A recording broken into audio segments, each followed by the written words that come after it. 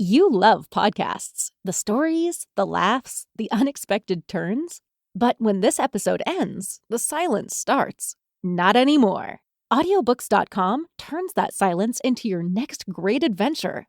With over 450,000 titles, from bestsellers to hidden gems, your love for listening just found its new best friend.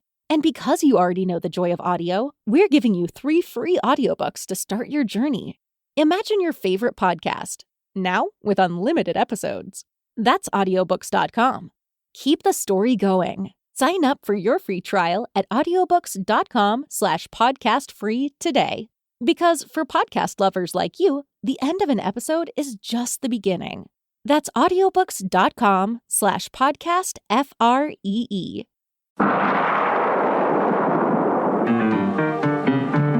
Welcome to All About Agatha, the podcast dedicated to reading and ranking every single mystery novel written by the Queen of Crime, Dame Agatha Christie.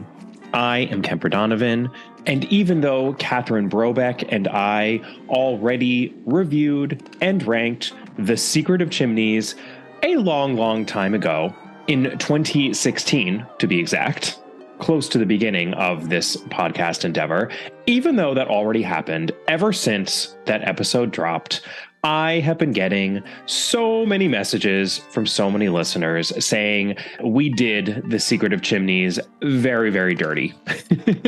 We were unfair to this apparently beloved early thriller of Agatha Christie's.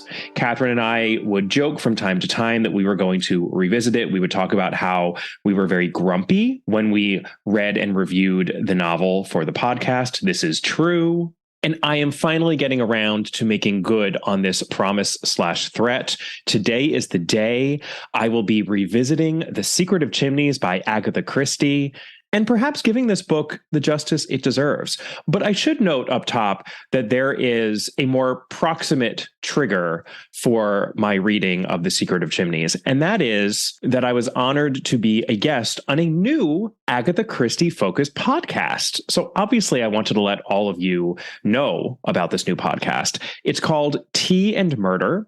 It is hosted by Rebecca Tandy Norman, who is a huge Agatha Christie fan.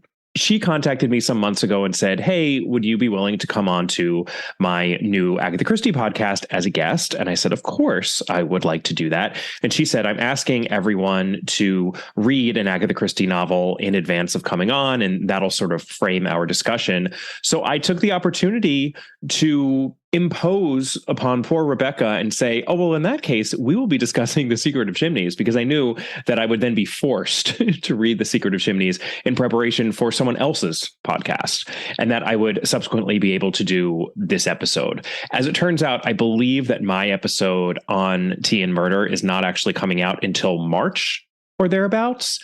So even though I already had my conversation with Rebecca, the All About Agatha Revisitation is coming out prior to the Tea and Murder podcast episode in which I appear. But I encourage you all to check out Rebecca's podcast. Wherever you are listening to this podcast, you should be able to find it. Just search for Tea and Murder.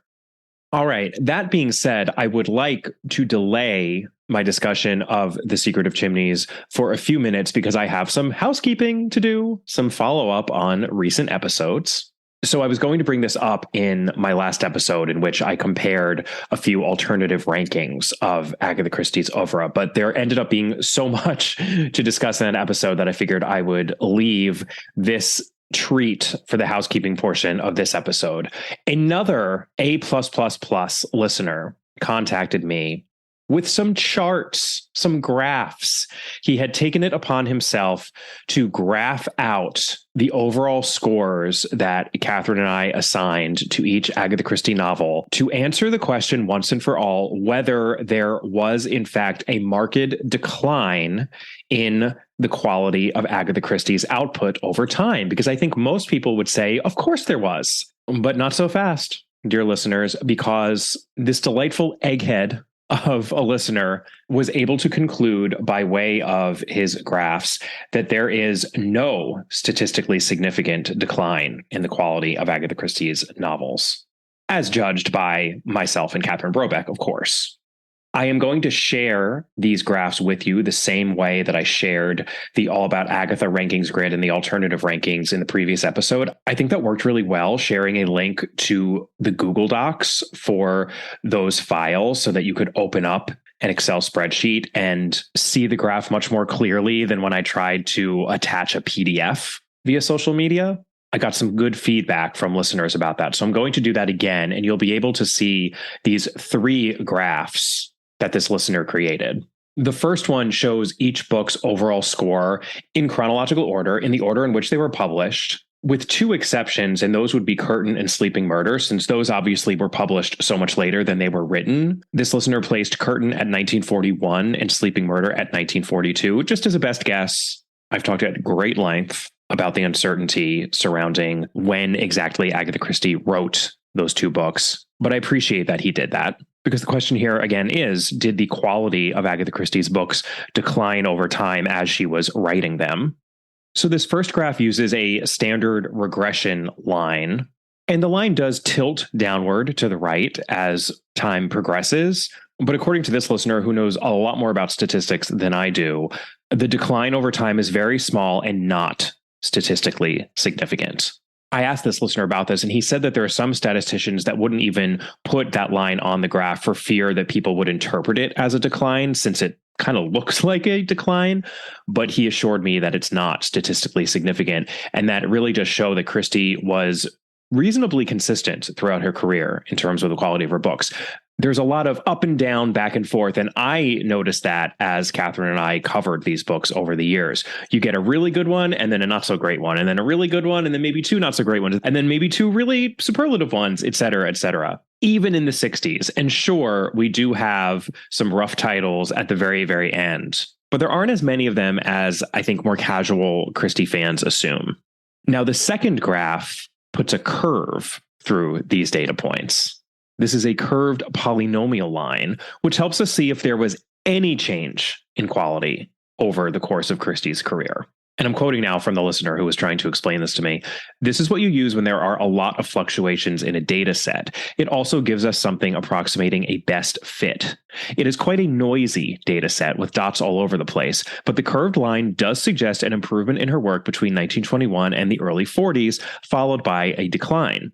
Neither trend is huge. The overall conclusion remains that Agatha Christie was pretty consistent, although the decline in quality after 1945 is statistically significant. For nerds, the p-value is 0.005672. I'm a nerd in many ways, but not as to statistics. True story, I took 2 weeks of an econometrics class in undergrad and promptly dropped the class and replaced it with a course in classical rhetoric. Quoting again from this listener, notice that the downward trend after 1945 is steeper than the upward trend before it.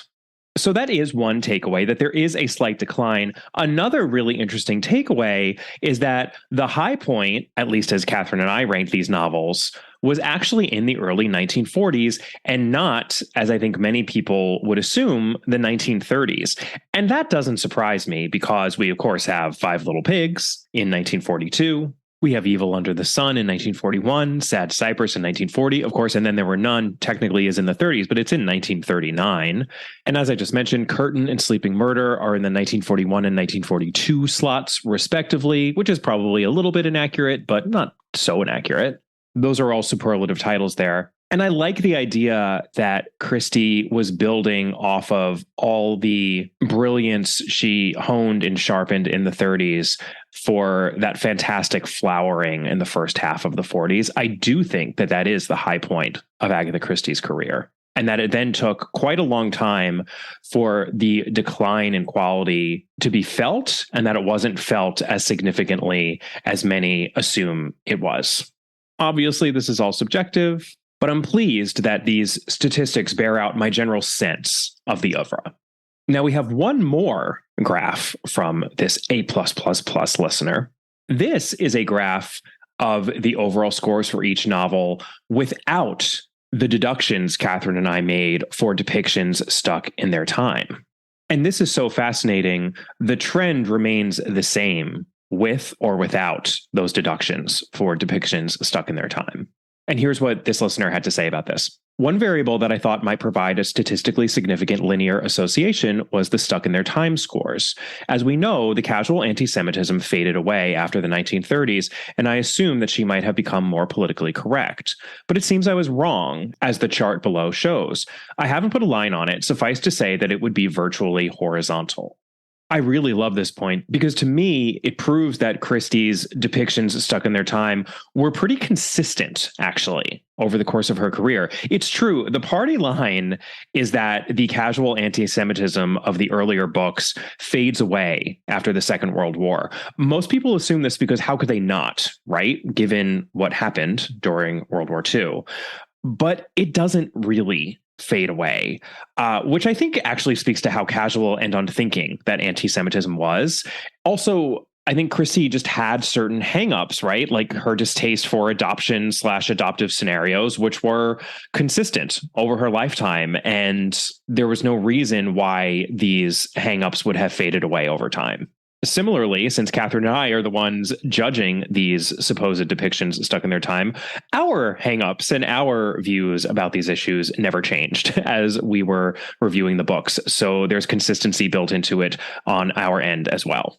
Just a fascinating and delicious little bit of nerdiness for your delectation and edification. I know that many of you will appreciate that. So I had to share those graphs with you all. I want to move on now to another issue I raised in my last episode, which has to do with sparkling cyanide. I asked people to write in defending sparkling cyanide, and you did not disappoint. Here is what one listener had to say. This is going to spoil that book a little bit, so fast forward a couple of minutes if you haven't yet read Sparkling Cyanide. Dear Kemper, I felt I must write about Sparkling Cyanide as I've just listened to this week's episode and I feel so differently about it. It is possibly my favorite non-Poirot Christie for sheer affection and reread capability, partly because I read it when I was very ill and couldn't read very much of anything. I love the characters and the mystery, and I know that is partly a taste issue, although I think if you reread it, you would see its merits again. Mostly, I know that you have a problem with the underlying mechanics of the switch of place settings, and I have to defend this. I've had this experience several times at events and weddings, and it's so believable. This is how I see it. A sea of big round tables in a room, seating 8 to 10 people, probably crowded together. The tables are absolutely covered in stuff. A tablecloth, place settings, loads of cutlery and plates, a big centerpiece, and the chairs are covered too in their own cloths and ribbons. Deliberately, every chair and every table is meant to look identical. That's how it's been decorated. Very posh restaurants, especially back in the day, have this same feel.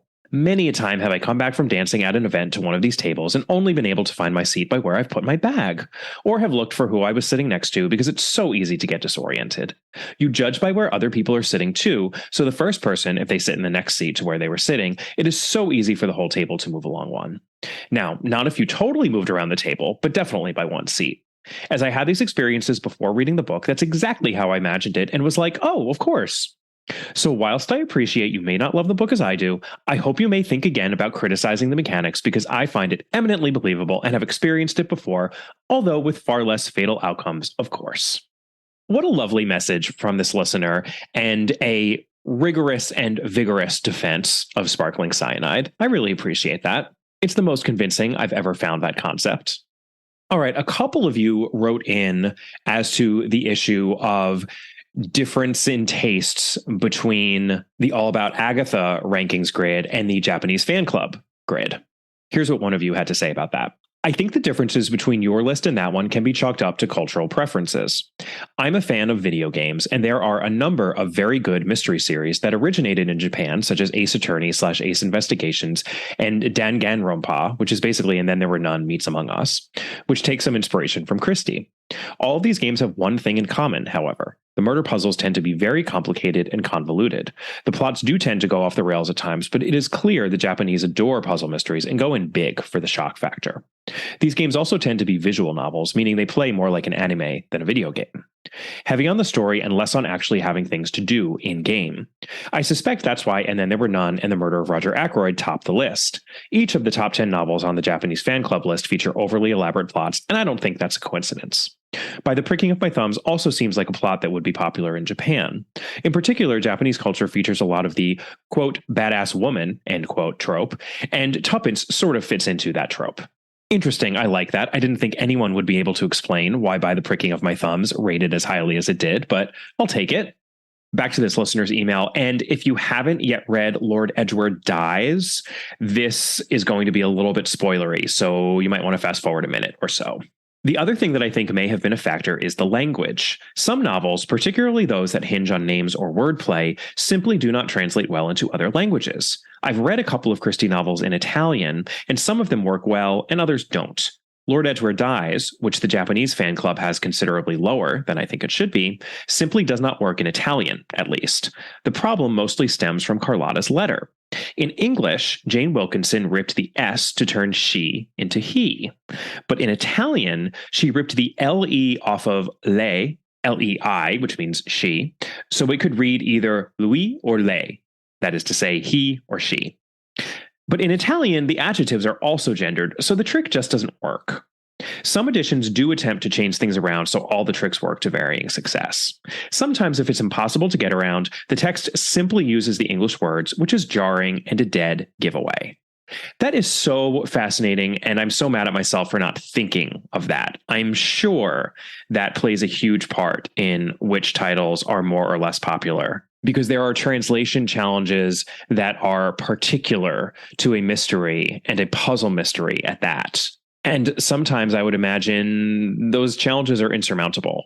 Just thinking about being confronted with the she/he issue of Lord Edward Dies in another language, I mean, that is a tough hill to climb. So I have a lot of sympathy for these translators. And now I have one more listener email, which is also about the differences between the All About Agatha grid and the Japanese fan club grid. This one is a little spoilery as to Endless Night. So if you haven't yet read Endless Night, fast forward a minute or two. So the listener talks about radio plays for a bit, radio adaptations of Christie, and then goes on to say, I strongly recommend that you listen to the radio play for Endless Night. It's less than an hour long and very well done.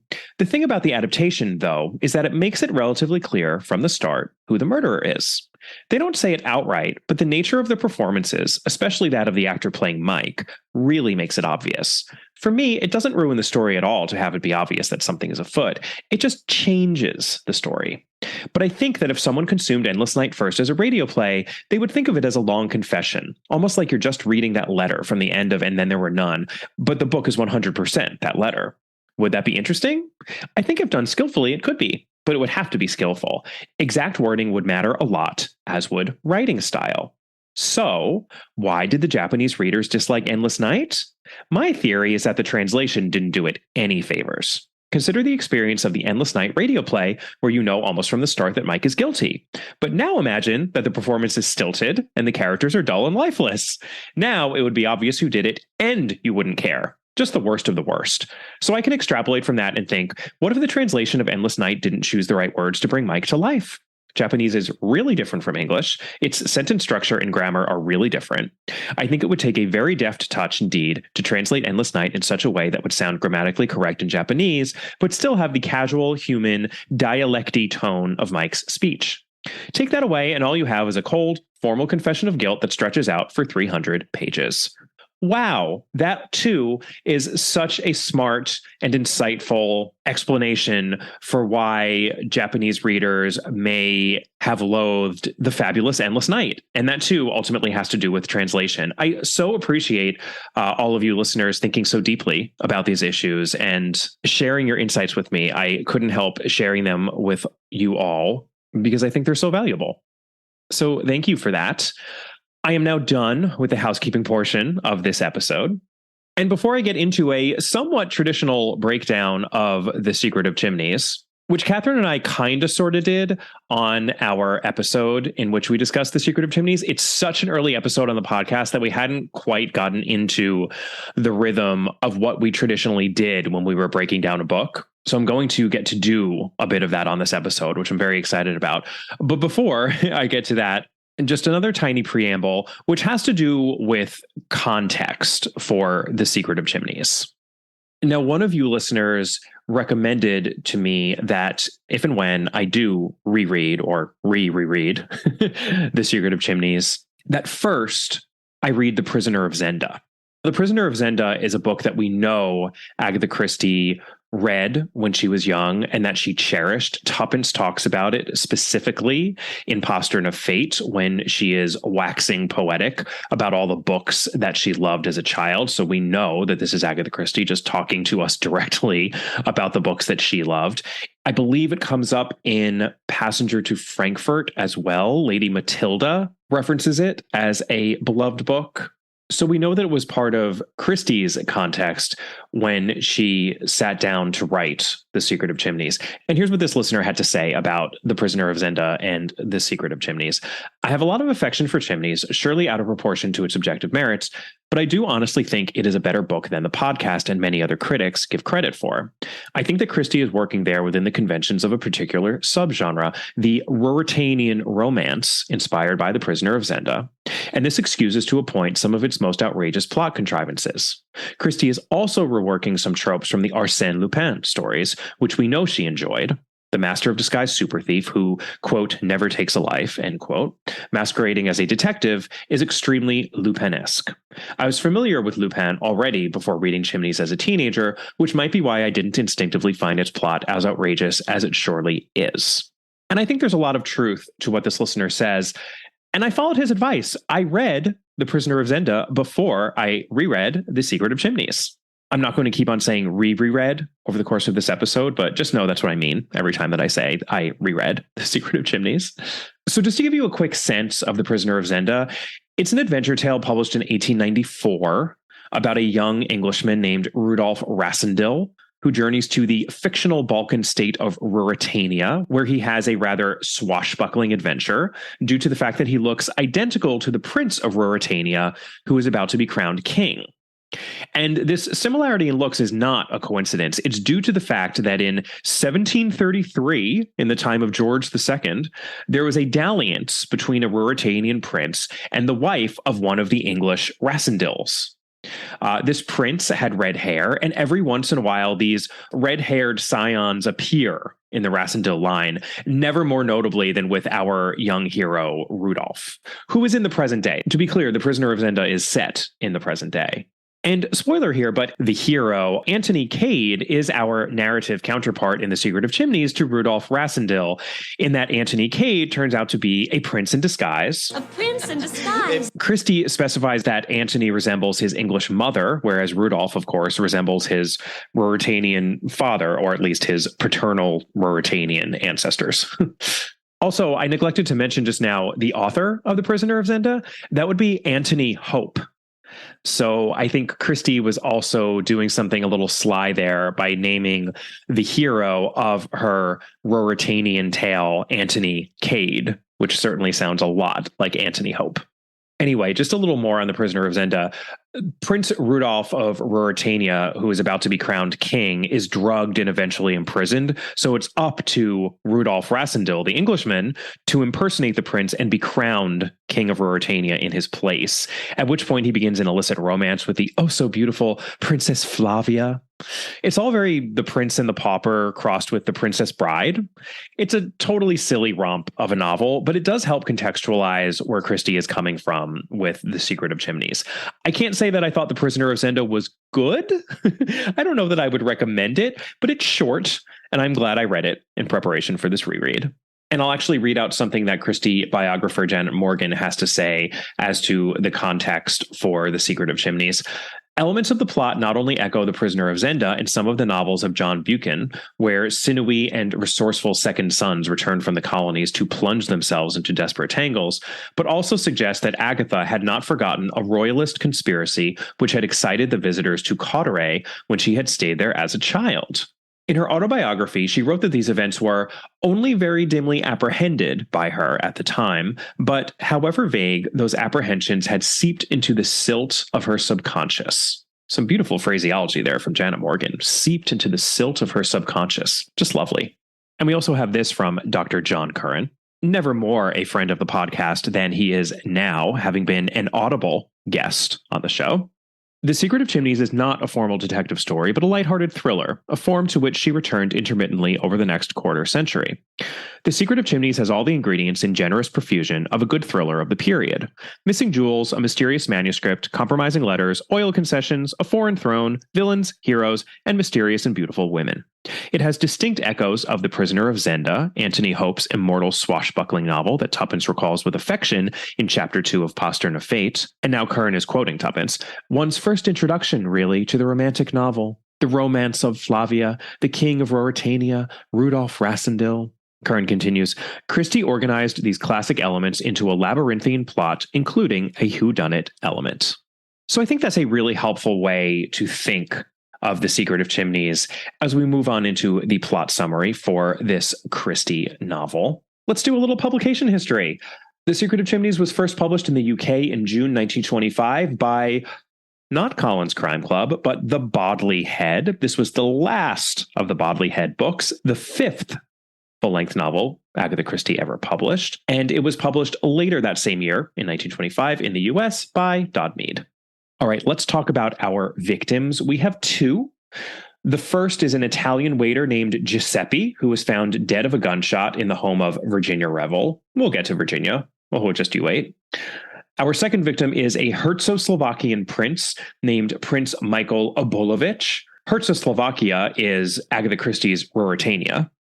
It's a fake Balkan country where people seem to have the sorts of swashbuckling adventures that Rudolf Rassendyll had in Ruritania. And I think all the Herzo-Slovakian nonsense in The Secret of Chimneys would be a lot less weird to a reader in 1925 than it is to us in 2023, nearly 100 years later. So Prince Michael is also found dead of a gunshot in the council chamber of the titular country estate of Chimneys.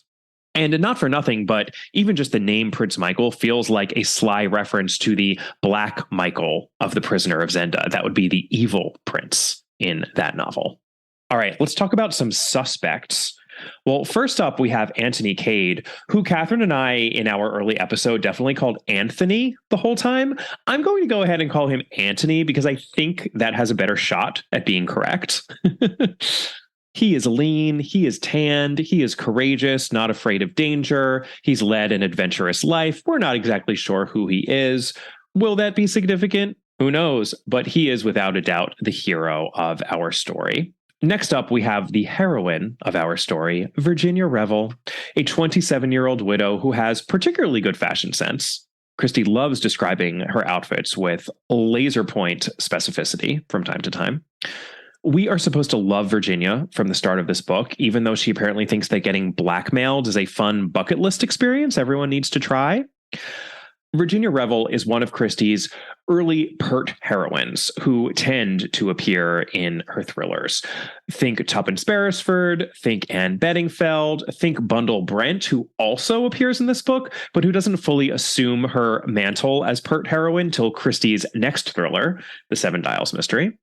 Think Emily Trefusis in The Sitterford Mystery, think Victoria Jones in They Came to Baghdad, etc., etc. Your mileage may obviously vary for each of these heroines. I think most people like one or some of these ladies much more than they do others. I know, for instance, there are many out there who cannot abide my darling Tuppence. But for my money, unfortunately, Virginia Revel is not one of Christie's more successful thriller heroines. This impression did not change upon my reread. Sorry, Jenny. Next up, we have Lord Caterham, a much more successful character, actually. He is the current Marquis of Caterham, since his elder brother, who was a noted statesman, passed away. Much to Lord Caterham's chagrin, he's always being badgered to continue the tradition of hosting all sorts of political powwows and whatnot at his inherited country estate of Chimneys. He basically just wants to pore over his rare book collection and be left alone, Garbo style. Catherine and I definitely called him Lord Caterham in our episode about The Secret of Chimneys, but I'm pretty sure it's Caterham. I actually forced myself to listen to a few minutes of the Agatha Christie's Marple adaptation of this book to double check that, and they do indeed pronounce it Caterham. So I'm going to run with that. All right, next up we have George Lomax, a tiresome government functionary. He works very high up, of course, at the Foreign Office. He is usually the one badgering Lord Caterham to host said political powwows. George Lomax is essentially a caricature. He is the bloviating sort of stuffed shirt you have to imagine Christie came into contact with quite a bit when she was on that Imperial Grand Tour around the world with Archie and Major Belcher just a few years before she wrote this. He's actually pretty well rendered. Next, we have Bill Eversley, who is George Lomax's assistant. He is very much in love with Virginia Revel. Who wouldn't be, though? I mean, I wouldn't. But pretty much every male in this book appears to be. Next, we've got Lady Eileen Bundle Brent, the eldest daughter of Lord Caterham, who plays a surprisingly small role in this book. I think when people refer to Bundle, they are really referring to the Bundle who appears in the Seven Dials mystery, which is when she truly comes into her own. In this book, she's really nothing more than a supporting character who seems like a good sort, but who is probably most notable for her sad, unrequited crush on Anthony Cade. She's a little bit the male Bill Eversley in that way. It's kind of a sick burn on Bundle, but hey, the truth hurts. Next, we have Herman Isaacstein, a powerful financier and the unfortunate recipient of the majority of the book's casual anti-Semitism. Catherine and I talked about this in our initial review. So many more people to go. We have Hiram Fish, an American rare book collector who seemingly has come to stay to talk rare books with Lord Caterham. Who could he be other than he seems? We also have Mademoiselle Bron, the French governess for Bundle's two younger sisters. There is Boris Anchukov, valet to the late Prince Michael. He, too, is the unfortunate recipient of a fair share of casual and jocular xenophobia. He is frequently compared to a dog, for instance. And then finally, we have Treadwell, the butler, who appears in the Seven Dials mystery, as well as the original Poirot play, Black Coffee. So there's a little connection to the Poirot-verse. Treadwell isn't really a suspect because the butler never did do it in an Agatha Christie novel. But far be it from me to underestimate the help. I had to mention him. We also, of course, have our investigatory characters, the two most important of which are Superintendent Battle. This is the first of the Superintendent Battle novels. And there's also Monsieur Lemoine of the Sûreté. Lemoine, in particular, is in hot pursuit of the renowned jewel thief known as King Victor. Oh yes, King Victor is a shadowy criminal who goes by a pseudonym. He's not actually called King Victor. And that, of course, is a bright line requirement in an early Agatha Christie thriller. So we know that by the end of this book, one of the characters I just listed shall be unmasked to be this King Victor. The real question is whether there will be another unmasking. And spoiler, but there will be. One of my big takeaways from my reread of The Secret of Chimneys is that it was very much written on the more is more principle. Pretty much anything that Agatha Christie pulls off in this book, she tends to pull off not just once, but twice, I suppose for the sheer joy of it, which is nice, but it does not make for the tidiest of stories. And on that note, let's head on into the world as it appears to be. Christie herself referred to this book as the lighthearted thriller type. She said these were, quote, always easy to write, not requiring too much plotting and planning, end quote. I think any reader of this book will find it surprising that she would consider The Secret of Chimneys not to have required much plotting. It is all plot. There is so much plot. There is too much plot. But the fact that it didn't require much planning is less surprising, given all the plot holes and loose ends that we have riddling the text. So here's the thing. Catherine and I already did a traditionally linear plot summary of this book in our original episode. I am not going to do another plot summary again. I am not that masochistic, or perhaps I should say sadomasochistic. What I am going to do is rely on Agatha Christie scholar John Goddard's excellent summation of this tortuous and torturous novel in his second volume of Agatha Christie's Golden Age, in which he covers all of Agatha Christie's Miss Marple and other Golden Age puzzles that he did not cover in volume 1, which consists solely of Poirot puzzles. This book had not come out when Catherine and I were covering those early titles, so I am so thrilled that I get to use Mr. Goddard as a reference in my revisitation. So what he does is to break down this story into 4 mysteries. Mystery number 1 is The Secret of Chimneys. Just what is The Secret of Chimneys? Well, The Secret of Chimneys is a diamond. It's a jewel. Because early Christie quite often does have a jewel at the center of it, doesn't it? There is a diamond hidden somewhere on the premises of Chimneys. Which diamond, you may ask? Well, that would be the Koh-i-Noor diamond, which awkwardly is a real diamond that resides in the Tower of London as one of the crown jewels. So it's part of the lumbering backstory of this novel that the Koh-i-Noor in the Tower of London is a fake, whereas the real gem was stolen at Chimneys, presumably when some member of royalty was staying there during peace talks in the aftermath of World War I.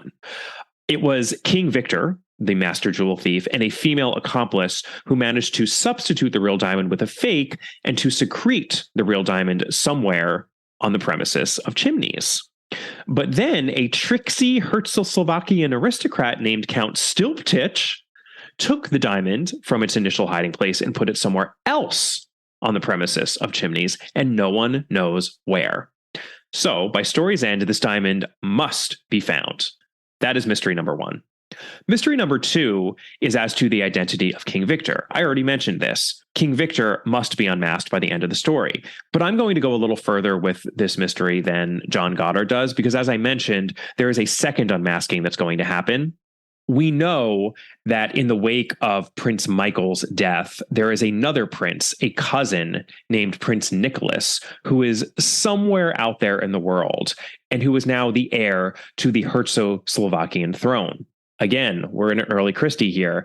If a shadowy member of royalty is mentioned early on in the story, you'd better believe that by the story's end, that royal person is going to reveal him or herself among the cast of characters to which we have already been introduced. So we are going to have 2 unmaskings here by the end of the book. King Victor and Prince Nicholas. Incidentally, John Curran makes the excellent observation that it's outrageous Christie chose to call her criminal mastermind King Victor in a book that also features members of an actual royal family, including an assassinated king. It's just needlessly confusing and a poor choice on her part. Mystery the third, the murder of Giuseppe the waiter. This is our first murder of a waiter who works at the hotel where our hero Anthony Cade is staying when he first comes to England. Giuseppe meant to steal the manuscript that Antony had in his possession. This would be the memoir written by that tricksy Count Stilptich. But silly Giuseppe accidentally stole a packet of letters that Antony was carrying instead.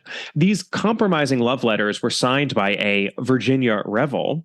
So the scheming Giuseppe makes lemonade out of lemons and goes to Virginia's house where he attempts to blackmail her. And even though Virginia knows very well she never wrote these letters, she allows herself to be blackmailed for the fun of it. This is how we're introduced to Virginia. But the joke is ultimately on Giuseppe because the next time he appears at Virginia's house, he is dead. He has been shot.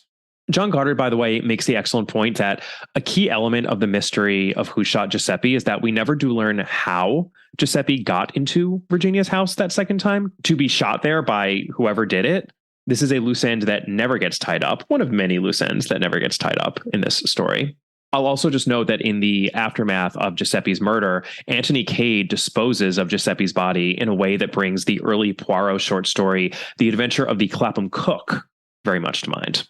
So we have to solve the mystery of Giuseppe the waiter by book's end. And our fourth mystery is our most traditional mystery here, the one that feels most like the kind of mystery that we solve in a standard detective novel. And that would be the murder of Prince Michael. This is our second murder. Prince Michael was staying at Chimneys because there was going to be a big political powwow about granting oil rights to a British syndicate in exchange for the British government supporting the reinstatement of the Herzegovinian monarchy. It seems our favorite fake Balkan country went democratic after deposing and killing the last king and queen, and it's in Prince Michael's and the British government's interests to have that monarchy reinstated. But alas, now Michael is dead, and no one knows where his successor, Prince Nicholas, could possibly be. Incidentally, Prince Michael is shot at 11:45 p.m. in the council chamber of Chimneys. And John Goddard also makes the excellent point that it's odd how no one hears that shot inside the house at such a late hour when Anthony Cade heard it perfectly clearly outside the house. Why wasn't there a big old hue and cry? This reminds me of a quibble I brought up recently from a listener about a crucial gunshot toward the end of Curtain that also takes place in a crowded house, yet seems to have gone unnoticed. I think Christie tends to fudge her forensic deaths, honestly. She just doesn't seem as interested in death by gun as in death by poison, and I honestly can't blame her for that. I have zero problem with that. So that little rundown is essentially the world as it appears to be. That is going to be my stand-in for the world as it appears to be. And I'm so happy that I don't have to go from plot point to plot point and map out the circuitous, meandering development of the plot. This is the rare Christie that does not open well. I will include they came to Baghdad on this ignominious list. And Catherine and I talked about this in our initial review. We complained a lot about how slow this book is to get off the ground, and my impression of that did not change one bit. In fact, now that I've reviewed the entire canon and seen how nearly universally she writes a snappy and or pleasing and or brilliant and or jaw-dropping opener, I think this book really sticks out for its opening in a bad way. So let's just get to the clues, shall we? I am going to arrange these clues into 4 Bridge O clues to answer each of the 4 mysteries at the heart of this book. Thank you again, John Goddard, for this organizing principle. But I'd just like to pause here and point out that there actually are a bunch of clues in this book, and they're classic clues Christie would go on to use to much better effect in later novels. We did not give this book its proper due in terms of its cluing prowess when we first reviewed it. Mea culpa on that score, because I was really surprised on this reread to see how obvious it was that Christie was honing her skills here as a purveyor of detective fiction in this decidedly un-detective fiction-like book. And I think that's really fascinating. So let's talk clues. I'm going to go in reverse order and start with Mystery the Fourth, Who Killed Prince Michael, because that is our best mystery here. So clue number 1 is ye old laundry list. Oh my God, I already feel at home. When Lord Caterham is informing Superintendent Battle of who is in residence at Chimneys, who is staying in the house, he goes through the men first, describing each of them in turn. And then he says, as for the ladies, there was only Mrs. Revel, and I expect she brought a maid or something like that. Then there was my daughter, and of course the children and their nurses and governesses and all the servants. Well, the deduction is, that was a laundry list, my friends. And what categorization of people gets tossed into the middle of that laundry list? Could it be governesses? Clue number 2 is ye old double bluff, another classic here. We know that Christie loved to pick the unlikeliest suspects, then prove that he or she couldn't possibly have done it, only to reveal at the end of the story that this person or these people did, in fact, do it. She did this in The Mysterious Affair at Styles. She did this in some of her most famous books, such as Death on the Nile. She did this in some of her slightly less famous books, such as Murder at the Vicarage. She did it a lot. And the deduction here is that Anthony Cade becomes convinced early on that Mademoiselle Brun is the culprit for the very mundane but reliable reason that hers was the room where the light went on after he heard that gunshot that killed Prince Michael. But then he disproves this theory by checking up on the Mademoiselle's references with a Madame la Comtesse de Bretagne. I'll have to beg your forgiveness, as I always do, for my French accent. This is a slight tangent, but believe it or not, just before the holidays, I officiated a wedding. It was a wedding within my family. I was very honored to be asked to marry my sister-in-law to her husband. It was a lovely ceremony. The one slight catch is that my sister-in-law's husband is French. So I actually had to open up this ceremony with a few words in the French language. And if you're wondering what that sound is right now, that is Catherine Brobeck laughing from wherever she is at this present moment.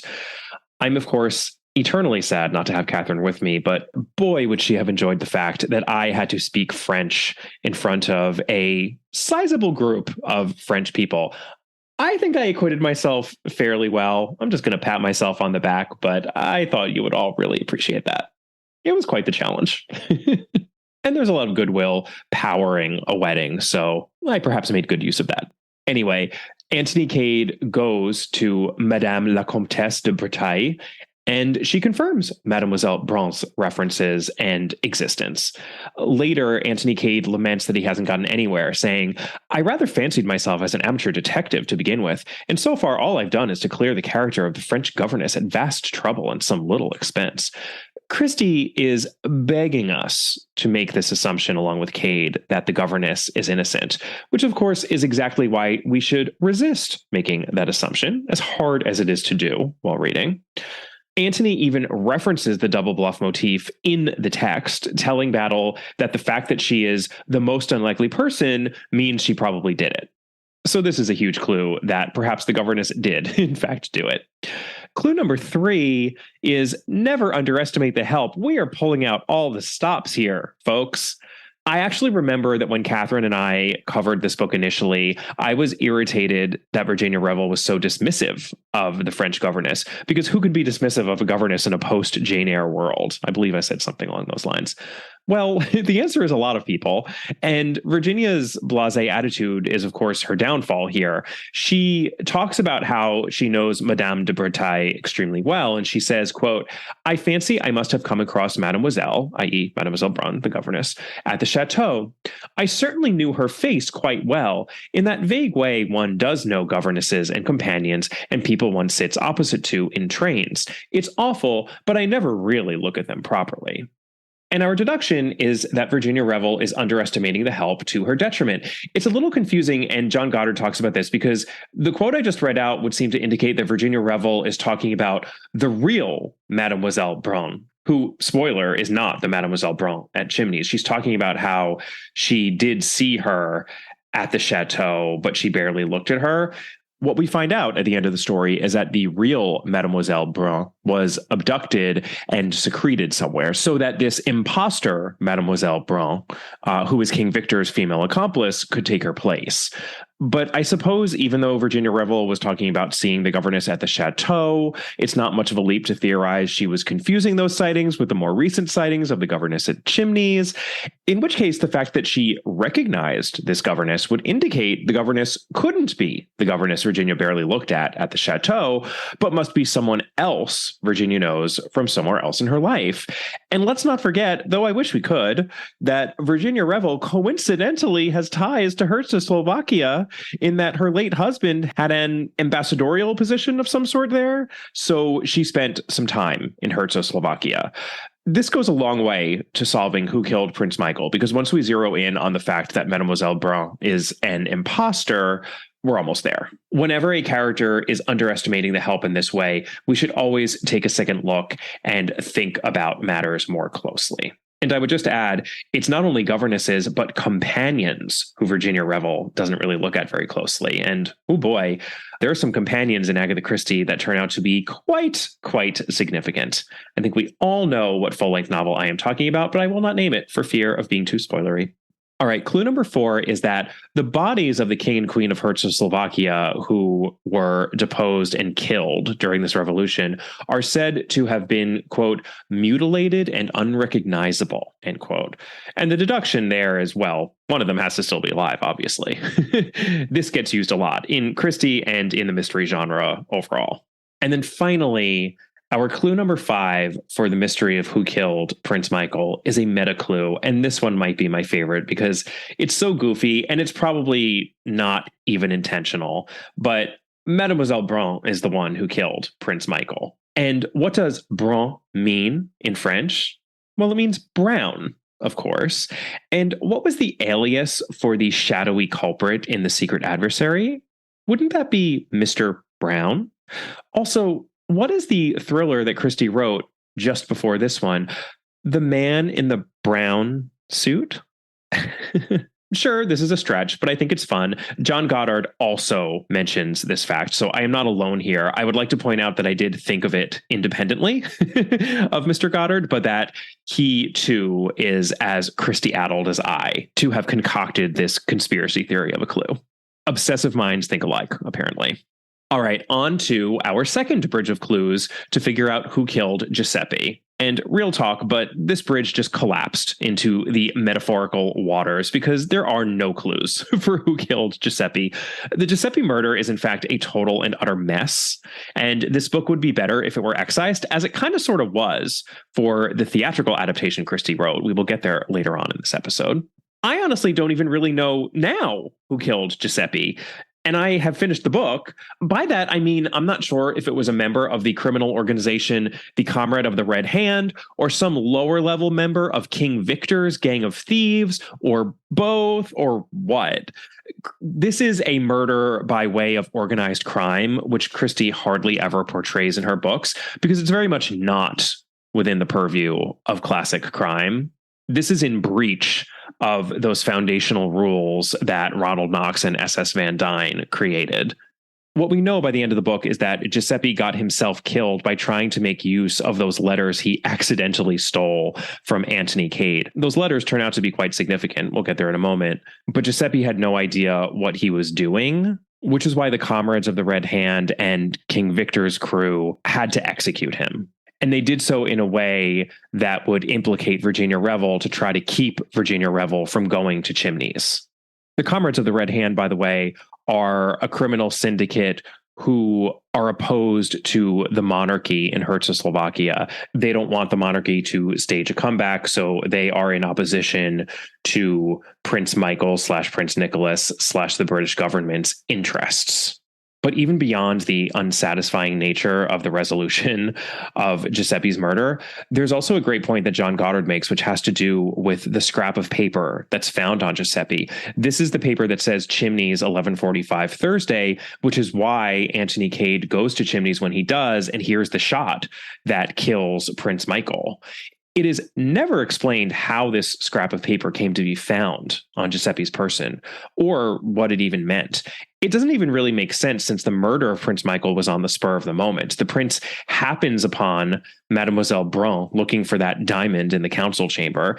I suppose maybe there was some plan for someone in addition to Mademoiselle Brun to look for the diamond with her at that time. But why would Giuseppe have that meeting time written on a scrap of paper in his pocket? I guess you could say that he was sort of an associate of some of the Comrades of the Red Hand / King Victor's people, but not really. It's just very, very messy. The only nice thing I can say about the death of Giuseppe is that I appreciated how when Antony is disposing of his body, he also disposes of the gun that was used to kill Giuseppe, which has Virginia engraved on it. A further effort to implicate Virginia Revel. I mentioned this in my initial review with Catherine, but I just think this is such a clever little sequence here where Antony actually ties the gun to the branch of a tree. This is what Christie writes. A very clever way of disposing of the pistol, said Antony to himself with some approval. Everybody hunts about on the ground and drags pawns, but there are very few people in England who could climb that tree.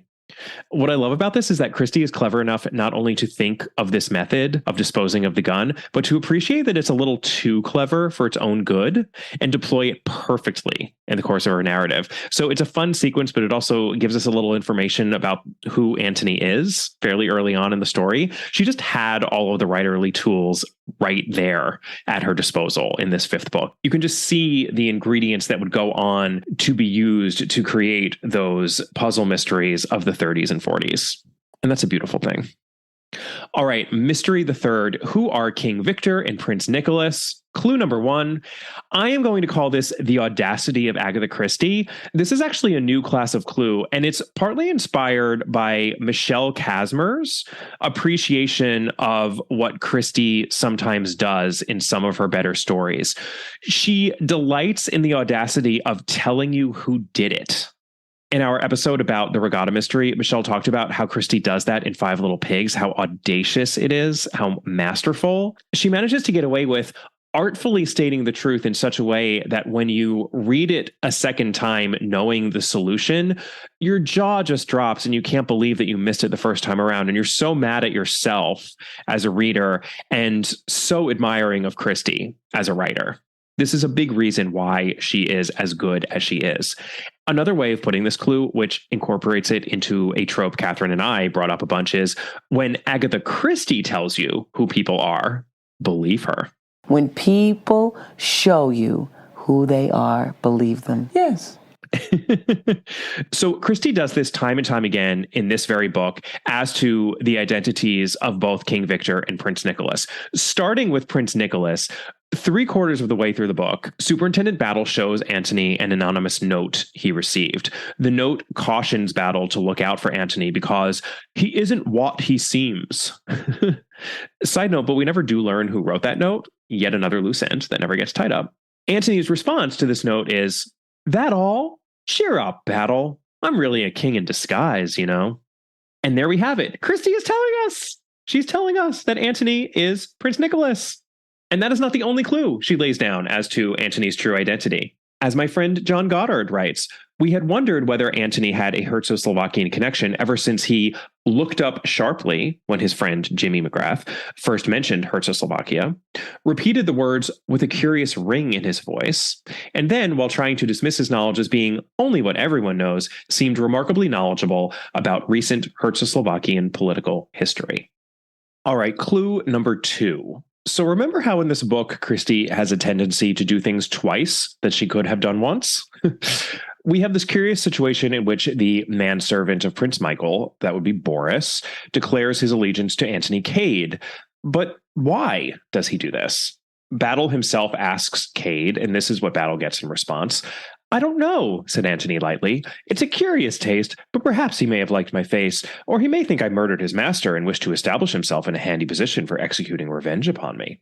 Our deduction here is to never underestimate the help. That's right, this is a second never underestimate the help clue, because that is a pretty evasive response on Antony's part, isn't it? And let's remind ourselves that Boris is compared, quite offensively, to a dog or other type of animal who has unerring instincts. Could it be that somehow, in some way, Antony Cade is the successor to Prince Michael, to whom Boris has pledged his allegiance? That might make sense as to why Boris all of a sudden says he's going to serve Antony Cade. This is actually probably one of the best clues in the book. I think this clue and the double bluff clue as to Mademoiselle Brun are probably the two best clues in the book, and they are very classic Christie. Hard to spot and quite pleasing when we get to the other side of them. All right, now let's move on to the identity of King Victor with our clue number 3 in this mini bridge of clues. Christie is almost equally audacious in terms of dangling the identity of King Victor in front of us as she does with the identity of Prince Nicholas. What she does is, toward the end of the book, Antony Cade taunts Lemoine about how he wants Inspector Lemoine to put himself in King Victor's shoes. He says, "But then you're not King Victor, are you? You can't possibly know what he feels like." So audacious of Christie. It's so fun to read that exchange between Antony and Lemoine, knowing that Lemoine is King Victor. She also, I think, manages to hide the fact that Lemoine is King Victor by portraying his obsession with the jewel thief so well. The reveal is goofy, but it truly is surprising. I knew it was coming on this reread, but I was still surprised by that reveal. All right, clue number 4 is yet another double clue because we have a second deployment of the double bluff motif. This is a pretty minor deployment of it, but I still think it's worth bringing up. When Boris brings Antony a scrap of paper with an address on it, that address turns out to be the secret hiding place of the Comrades of the Red Hand and King Victor's crew, blah, blah, blah. Boris tells Antony that, quote, "the foreign gentleman," end quote, dropped it. And since we're in an Agatha Christie thriller, rather than simply asking Boris which foreign gentleman he meant, Antony assumes that Boris meant Inspector Lemoine. But then later, Lemoine says the paper wasn't his, so that theory goes out the window. And there's much speculation as to who it could have been, since there are so many quote-unquote foreign characters assembled at Chimneys. Virginia even nastily suggests that Boris might have meant Herman Isaacstein, who is 100% English, but who is, of course, the coded Jewish character in our story. She says, "Isaacstein looks foreign enough, heaven knows." Thanks, Virginia. But in the end, it turns out that, yes, it was Inspector Lemoine who dropped that scrap of paper, because Inspector Lemoine is King Victor. So it makes sense that he would have a scrap of paper with the address of this criminal headquarters in his pocket. That, at least, is a loose end involving a scrap of paper found on someone's person that does get tied up. So I appreciated that. And while we're on the topic of appreciation of finer details in this book, John Goddard actually ferreted out yet another clue as to the identity of King Victor that I suspect almost no one has ever unearthed in the reading of The Secret of Chimneys. His close reading is just astounding, so I wanted to share all this with you. I'm quoting now from the text. There is an interesting textual clue against Lemoine, which is so subtle that the author may well not have intended it. In chapter 18, we are told that the intruder of the second midnight adventure, whom we know to be Lemoine, went over to the same bit of paneled wall he had been examining the night before. This paneling clue tells us that the intruder was the same person during both midnight adventures. Then in chapter 19, Lemoine suggests that the person examining the paneling during the first adventure was King Victor. If so, it was therefore also King Victor who examined the paneling during the second adventure, when we know that the examiner was Lemoine. In which case, King Victor and Lemoine would be one and the same person. Very, very subtle clue there, and I do wonder if it was intentional on Christie's part. But I love that Goddard found that. And then my final clue, clue number 6 on this mini bridge, is a very small clue, but technically there is even a third impersonation / unmasking that takes place in this book of Hiram Fish, the supposed rare book enthusiast. It's noted that Hiram Fish never actually talks about these rare books with Lord Caterham, but just listens. So the deduction here, especially given that Hiram Fish is an American, we know how Americans like to talk, he must not be a rare book enthusiast. He must be someone other than what he says he is. And that turns out to be very true because he is a Pinkerton detective. And why not throw a Pinkerton detective into the mix here in The Secret of Chimneys? It makes sense. John Goddard actually points out that there are a ton of red herring clues that point to Hiram Fish being King Victor. Quoting again from him, we know that King Victor has come recently from America. We also know that Fish is interested in crime, has a wide experience of burglars, is still dressed just after the first midnight adventure, lets Caterham do all the talking about rare books, asks Caterham to show him the secret passage in the council chamber, and is presumably the person who dropped a match, which is found there, given that Antony later asks him for a match and puts it carefully in his pocket. Things look pretty black for Fish when Antony finds him at the house in Dover holding an automatic before we learn that he is a Pinkerton's agent trailing King Victor. So there we go. We have unmasked everyone who requires unmasking in the course of The Secret of Chimneys. We are now ready for our final bridge of clues, which has to do with where is the Koh-i-Noor, a.k.a. the titular Secret of Chimneys. And for this, I'm going to rely once again on my good friend, John Goddard, because I really love the way that he breaks down the functioning of the clues for this mystery. He gives Christie a lot of credit here, and I think the credit is due.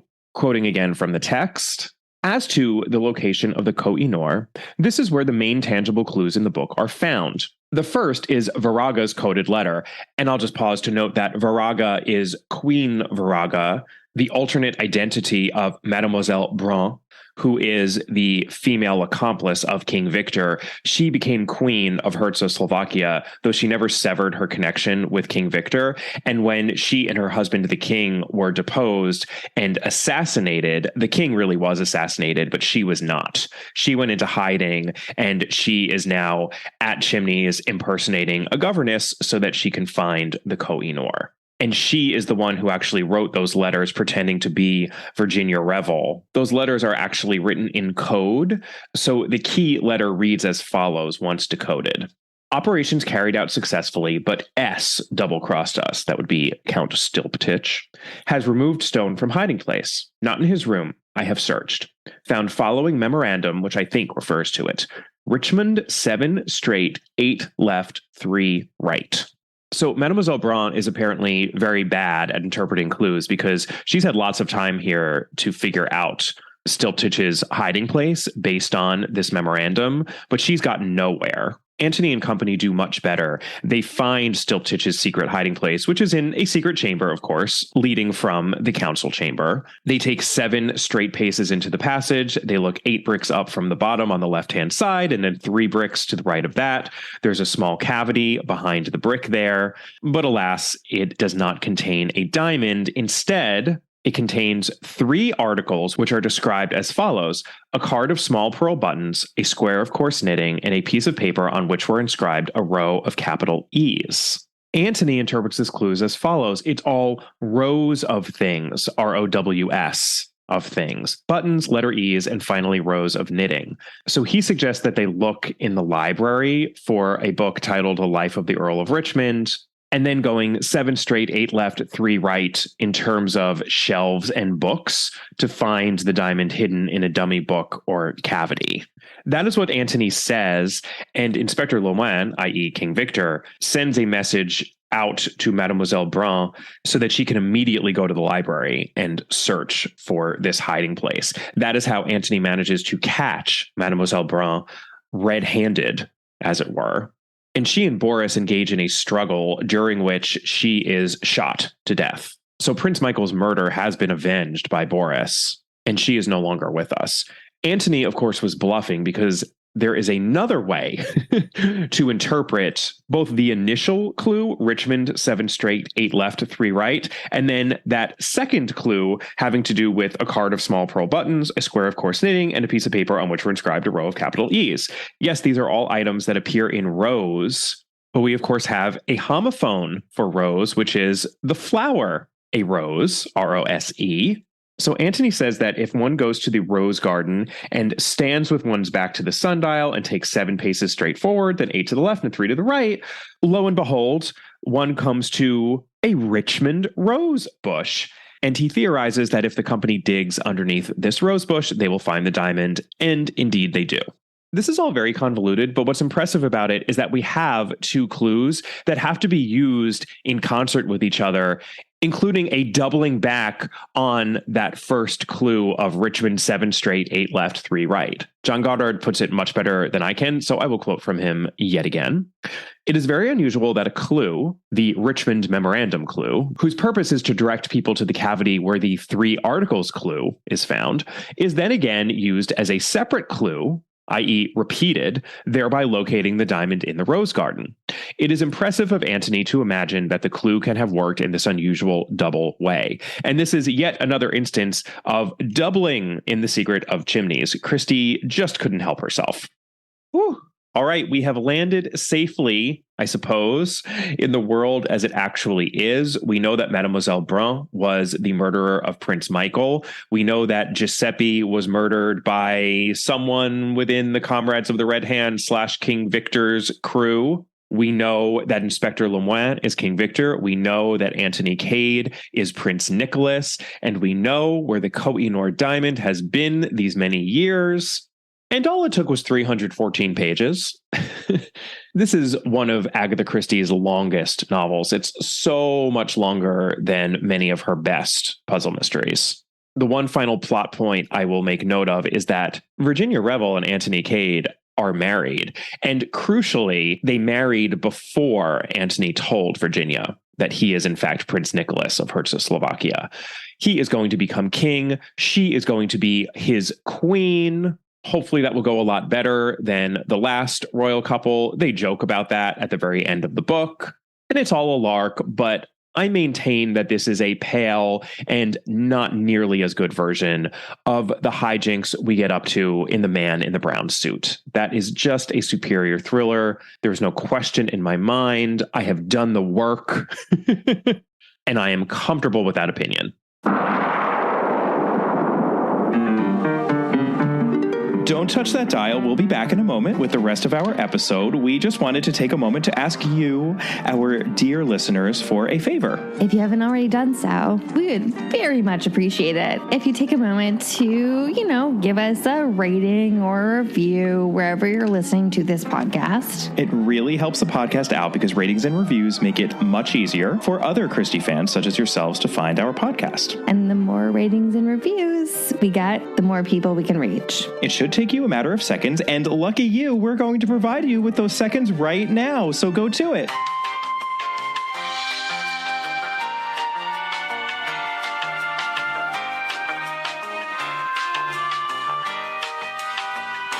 Thank you so much. And now, back to our regularly scheduled programming.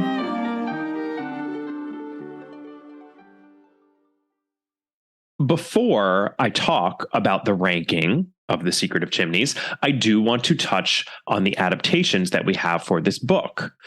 We know that The Secret of Chimneys was one of the titles included in the Warner Brothers television deal made with the Agatha Christie estate in 1979, along with Murder is Easy, The Man in the Brown Suit, They Came to Baghdad, and Destination Unknown. This was when the estate didn't want to license away their Poirot or Marple material, but they were willing to dip a toe in adaptations of such standalones.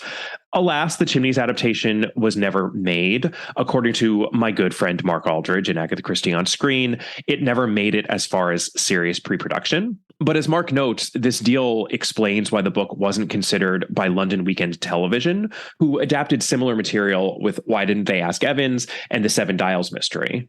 Quite well, I would add. Those are solid adaptations. The only TV or film adaptation we have for the novel is the ITV Agatha Christie's Marple adaptation. So Miss Marple has been shoehorned into the story. Catherine and I touched on this adaptation in our episode. I will not waste much time talking about it, but I will quote Mark Aldridge because I didn't on our first episode. How could I have possibly missed the opportunity? This is what he has to say. Another story in a similar vein to Why Didn't They Ask Evans, although broadcast by ITV before it on the 27th of December 2010, the film feels like a reversion to the caricatures and overplayed performances that had started to die away a little. The production feels cheap and stagey with an unusually weak cast, resulting in an amateurish adaptation that once more resembles a poorly executed parody rather than a genuine attempt to bring an Agatha Christie novel to the screen. This is the second episode of season/series 5, so it's Julia Mackenzie playing Miss Marple, and these episodes did tend to be better, but I agree that this is not one of the better ones. And spoiler, I'm going to tell you who did it in this adaptation because it is very different from the book, so fast forward 15 seconds if you don't want to hear it. It was Lord Caterham. Who really cares? Let's move on. I do want to talk at some length about the theatrical adaptation of The Secret of Chimneys, which is just called Chimneys. Catherine and I didn't get into it all that much on our initial episode. This is what John Curran has to say about it. It seems likely that her own stage adaptation of The Secret of Chimneys was begun in the late 1920s. The history of the play is, appropriately, mysterious. It was scheduled to appear at the Embassy Theatre in London in December 1931, but was replaced at the last moment. And that was the last that was heard of Chimneys for over 70 years, until a copy of the manuscript appeared, equally mysteriously, on the desk of the artistic director of the Vertigo Theatre in Calgary, Canada. So, almost 3/4 of a century after its projected debut, the premiere of Chimneys took place on the 11th of October, 2003. And in June 2006, UK audiences had the opportunity to see this lost Agatha Christie play when it was presented at the Pitlochry Theatre Festival. Some correspondence between Christie and Edmund Cork, her agent, in the summer of 1951 would seem to indicate that there were hopes of a revival, or to be strictly accurate, a first appearance of the play. But further developments in connection with the staging of the play, if any, remain unknown, and it is clear that until Calgary in 2003, the script remained an unknown Christie. The remote possibility that the script preceded the novel, which might have explained the unlikely choice for adaptation, is refuted by the reference in the opening pages of notes for the play by the use of the phrase, incidents likely to retain. So that's very interesting. We get a fuller picture of this situation from Julius Green in his excellent account of all of Agatha Christie's theatrical endeavors. Curtain up! Agatha Christie, A Life in the Theatre. The fate of Chimneys has taken on an almost mythical status amongst Christie scholars as a play that never was.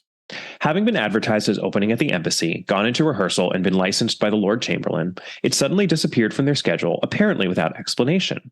It was not heard of again until it was unearthed by Canadian director John Paul Fischbach in 2001 and given its world premiere in Calgary in 2003, almost 28 years after Christie's death.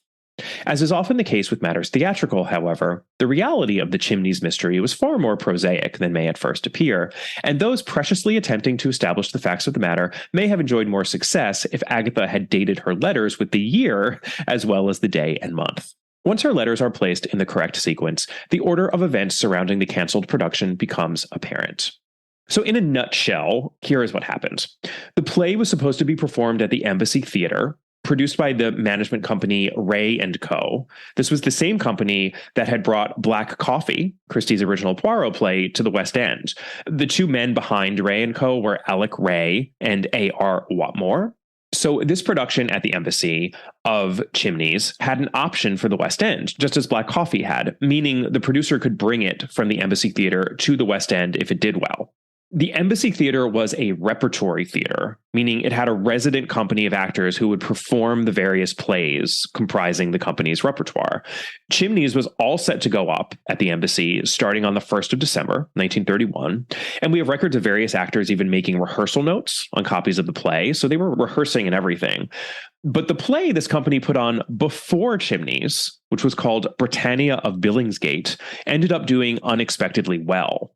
This play was about a charwoman at a film studio who walks on in a film and is such a hit that she later becomes a famous character actress. To my mind, that sounds like the Hollywood version of Being There, which is one of my very favorite films. So this play, Britannia of Billingsgate, did so well that just like Black Coffee, it got transferred to the West End. And with it went most of the repertory theater's company of actors. So at that point, it seems there was a bit of a scramble to try to recast Chimneys and make it work in time, but it was ultimately considered too difficult, and a different play, an older play that was more of a reliable standby, was put on in its place. Interestingly, the reason given to Agatha Christie herself seems to have been that there was an issue with Act 1 of the play, which required revision. Maybe Alec Ray and A.R. Whatmore just didn't want to admit to Agatha Christie that Chimneys had gotten pushed in favor of the play preceding it, but that's conjecture on my part. In any case, Chimneys was eventually rescheduled to appear at the Embassy a few months later, in late February or early March of 1932. I'm getting all of this from Julius Green, of course. But during these few months, Alec Ray and A.R. Whatmore lost their lease on the Embassy Theatre itself. Quoting now from Green's text, "Business had not lived up to expectations, and the commitment to repertory, with fortnightly productions and a permanent ensemble, whilst highly regarded in theatrical circles, was putting the company under financial pressure. Ray, ever the pragmatist, decided to cut his losses, terminating his arrangement with the venue at the end of February, just prior to the rescheduled dates for Chimneys." But are we getting a sense here that Ray and co. couldn't have been too keen on Chimneys? Julius Green definitely gets that sense, writing, "Alec Ray presumably felt that it was ultimately worth sacrificing Chimneys to ensure a future for Britannia. In reality, too, he must have known some time in advance that he was going to give up the lease on the Embassy, and one cannot help surmising that it was more than coincidence that the new days for the production given to Agatha turned out to be just after the theater's enforced temporary closure. Whatever the truth of the matter, the situation had been finessed in a manner that carefully avoided putting the firm of Ray & Co. out of favor with Agatha Christie, playwright, and they were to work together again in the future." Very, very interesting. I've mentioned this before, but Julius Green's book is littered with fascinating, gossipy little tidbits like this. I love the notion of Alec Ray and A.R. Whatmore tiptoeing around Agatha Christie, the playwright, and not wanting to anger or embarrass her by admitting that perhaps they just didn't really much want to put on Chimneys. Very, very interesting. And I have to say that theory is borne out by the play itself. It's a perfectly good play, but The Secret of Chimneys, convoluted novel that it is, does not really lend itself to a theatrical adaptation. It's an odd choice on Christie's part, and Julius Green actually theorizes that perhaps she chose The Secret of Chimneys because she was already realizing what a pain it was to adapt a Poirot novel, and she would quite famously excise Poirot from many of her Poirot novels that she did adapt for the stage. She had already suffered through Black Coffee, and maybe she just couldn't handle another Poirot at that moment, so she turned to The Secret of Chimneys. But it's an awkward fit because there's so much plot to churn through and so much incident to relate. And that's what happens in this play because it is set entirely at Chimneys. So the opening section of the book, which takes place in Africa, and then all of those scenes at Virginia Revel's house, those all have to be folded into the action at Chimneys. And she pulls it off, but it's just a super talky and at times static feeling play for that reason. Interestingly, this is a theatrical adaptation in which Christie does alter who did it, but this is not an appointment with death situation, for example, where the alteration is super interesting from a narrative standpoint and almost gives her another bite at the apple of solving the puzzle. It's not even what she did within Then There Were None, where she was playing around with character and truly altering the nature of two of the more prominent roles in that story. I think all she was trying to do was streamline an overstuffed book and make it work on the stage. So what she did was to excise Mademoiselle Brun. She is just not in the book whatsoever. And that means that Inspector Lemoine, i.e. King Victor, is the full-on villain and murderer here, which is a bit of a betrayal of one of the establishing principles of this book, that, like Arsène Lupin, as one of you listeners so astutely pointed out, King Victor does not murder anyone, that he merely steals, though you could argue that the whole Giuseppe business violates that principle even in the book, since King Victor and or his henchmen seem to have had some role in the shooting of Giuseppe. In the play version, Bill Eversley knows Anthony Cade from Africa, so that's how Christie is able to dispense with the Jimmy McGrath character, who I haven't even mentioned, but he is Anthony Cade's friend in Africa, who, in that he's the one who supplies Anthony with Stilpchich's memoir and the Virginia Revel letters, is the catalyst for the entire story. I'll just note a couple of other changes.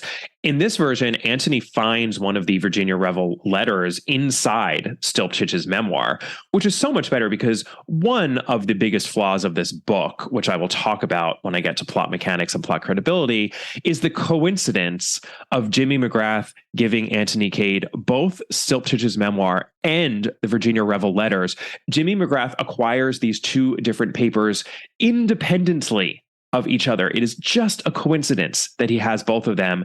And then they, of course, play a role in the solving of these various mysteries. It's just absurd, but we know that Agatha Christie often did not have the same sensitivity to coincidence that I have.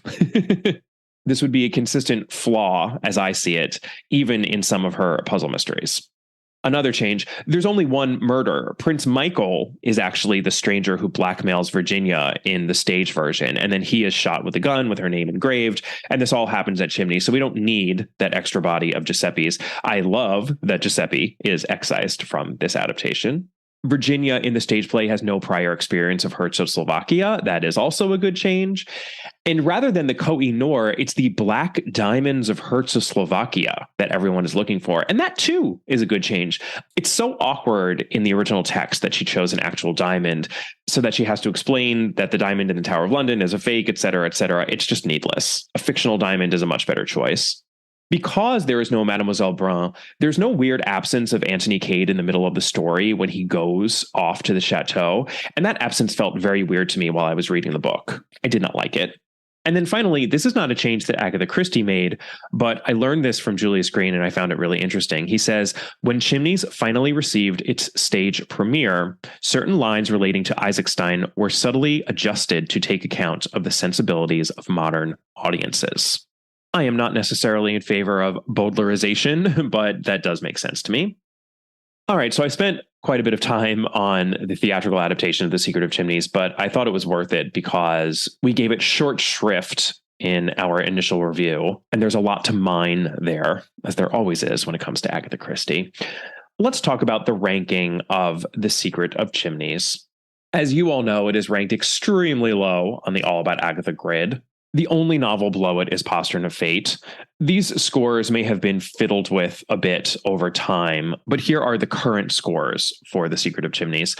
A 2 in plot mechanics, a 5 in plot credibility, a 5 in series-long characters, a 5 in book-specific characters, a 5 in setting and tone, and 6 deductions for depictions stuck in their time, for an overall score of 16 points. Now, before I get into any adjustments I would like to make to those scores, I would like to read out some reviews, and I will start with contemporary reviews of this novel because they're rather good. Again, this novel made sense in the context in which it was published in the mid-1920s, and that's not just as to the anti-Semitism and xenophobia of the book, but as to its madcap, rompish, Ruritanian flavor, often at the expense of believability or even sensibility. This bothers us now more than it would have then, when, perhaps the memory of the Great War was still fresh enough in people's memories that to laugh and be diverted was valued even more highly than it is now. Here is what the Times Literary Supplement had to say. There is a thick fog of mystery, cross-purposes, and romance, which leads up to a most unexpected and highly satisfactory ending. And now, The Observer.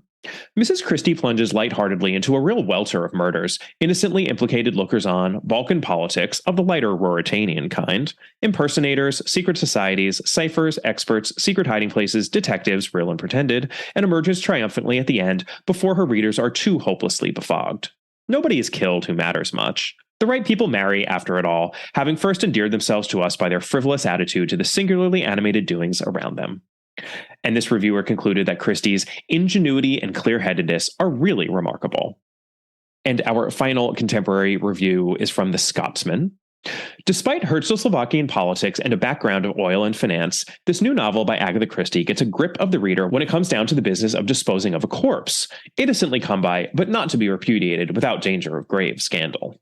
It is an exciting story with a bewildering array of potential murderers and a curious collection of detectives, amateur and professional, and with a crook of international importance and alleged consummate ability.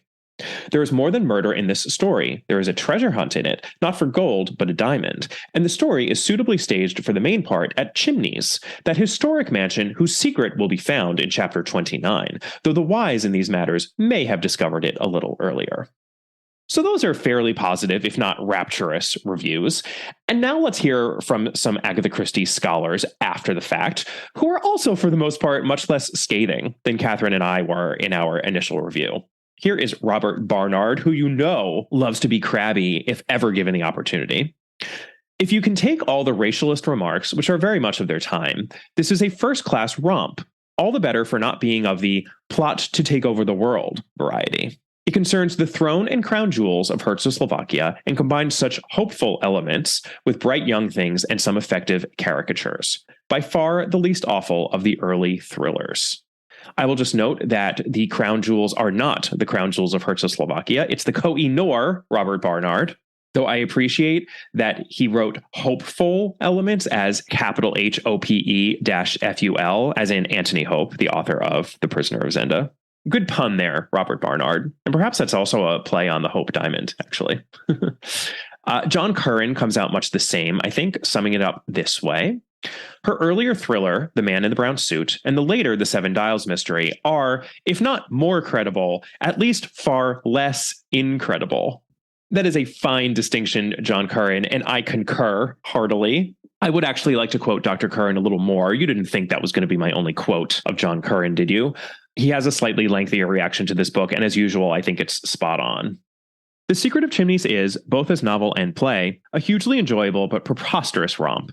It is littered with loose ends, unlikely motivations, and unconvincing characters. Suspects drop compromising notes, jewel thieves act with uncharacteristic homicidal responses, blackmail victims react with glee at a new experience, and bodies are disposed of with everyday nonchalance. And virtually nobody is who or what they seem. Why does Virginia not recognize Antony if, as is reported in chapters 15 and 24, she lived for 2 years in Czechoslovakia? Would someone really mistake a bundle of letters for the manuscript of a book?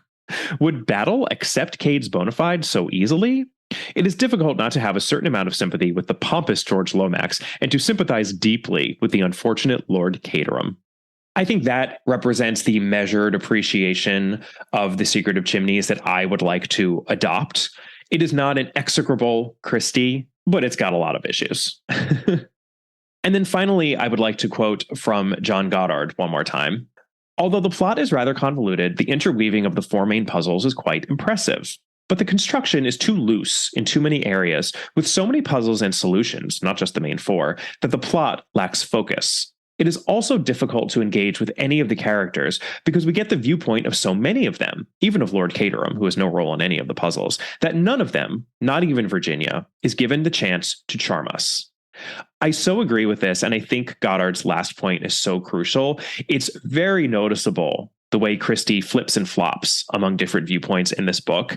It's distracting, and it means that we never really spend enough time with any of the characters, including even Anthony Cade and Virginia Revel, to identify with them, get to know them well enough that we care all that much about them. She's just romping from one character to the next.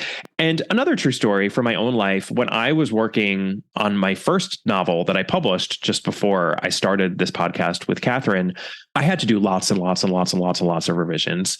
And one of the best pieces of advice I ever got was even if you are doing third-person narration in a book, you want to limit the number of perspectives you're writing from.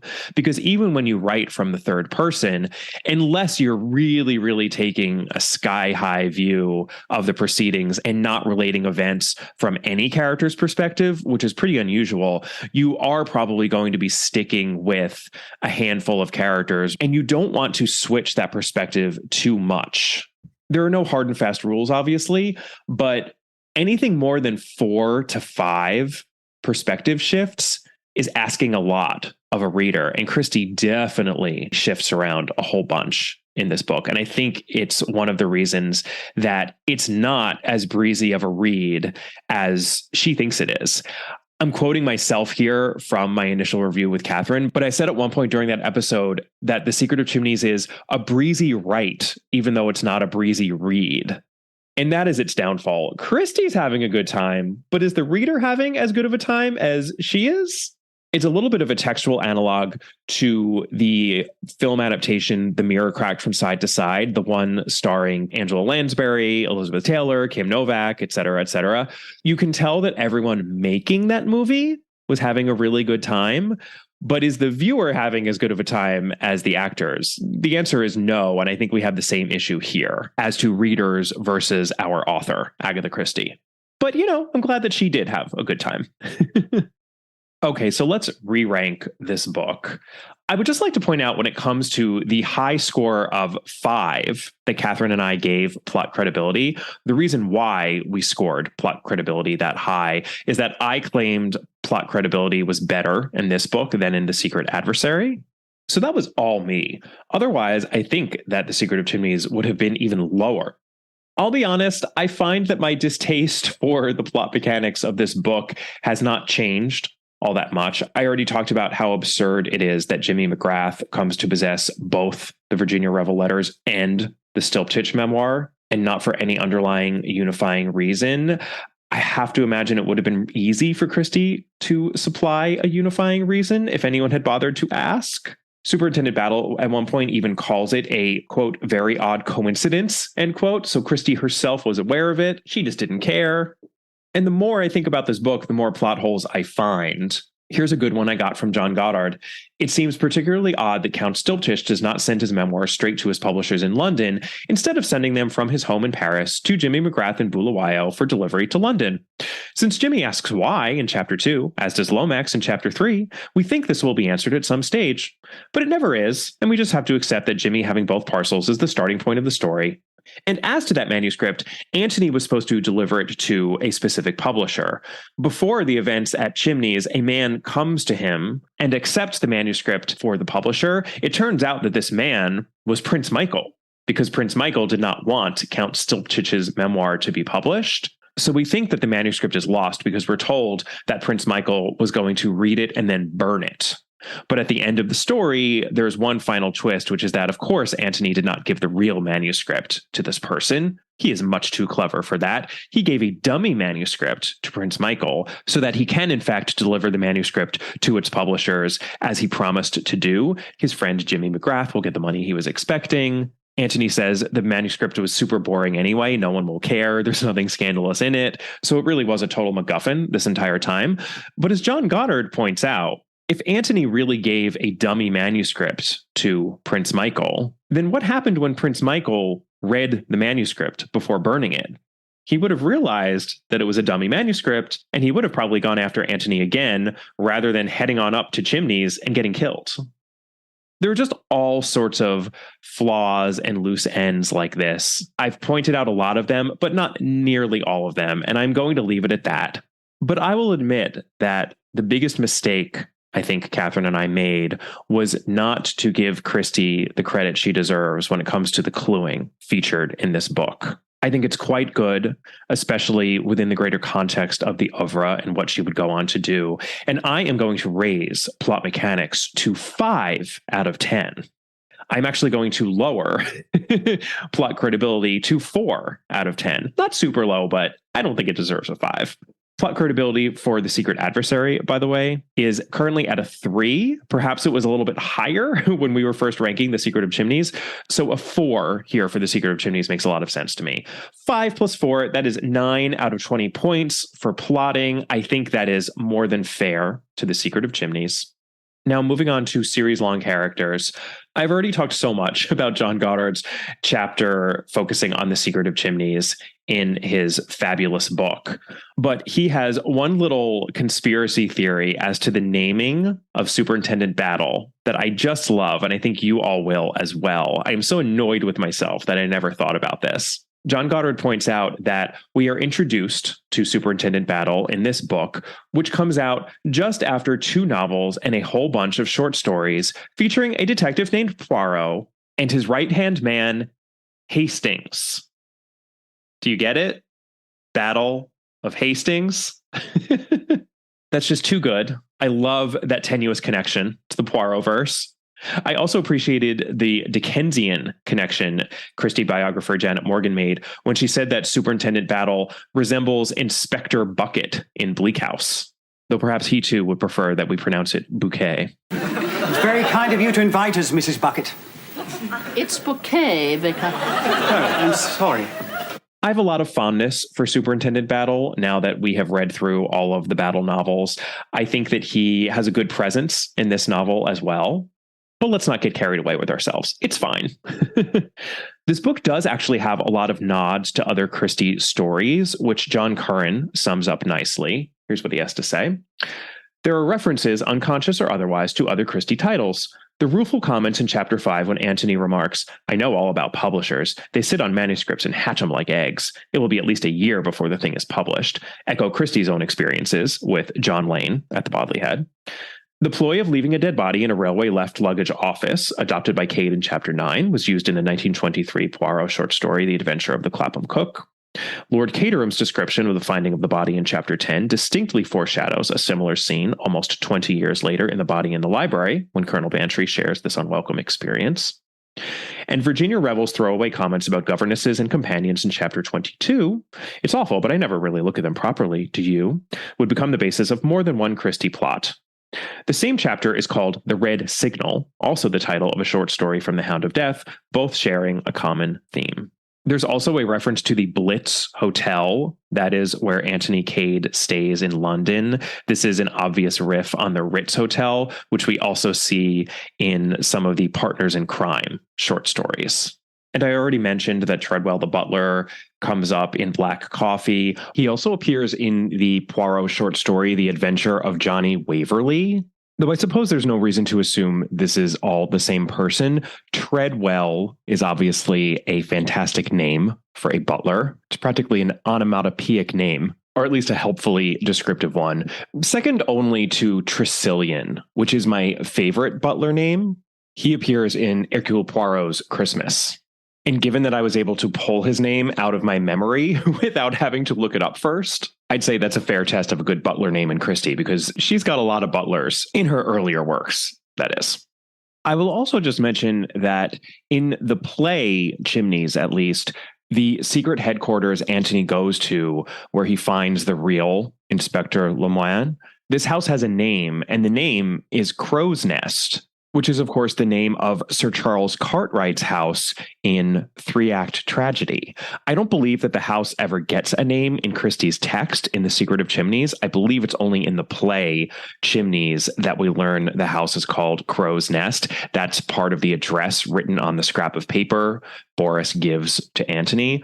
I could be wrong about that. Perhaps Crow's Nest is also referenced in the text. It's really hard to leaf through this book and make sense of such finer details. There's so much going on in it, but I thought that was an interesting connection. Market basing is also referenced, as is Colonel Melrose, the chief constable. So The Secret of Chimneys really does exist within the greater Christieverse, and I like that. My final word on series-long characters just has to do with the throwaway comment of Superintendent Battles that amused me. He and Antony Cade are talking about the ways that people can disguise themselves and alter their features.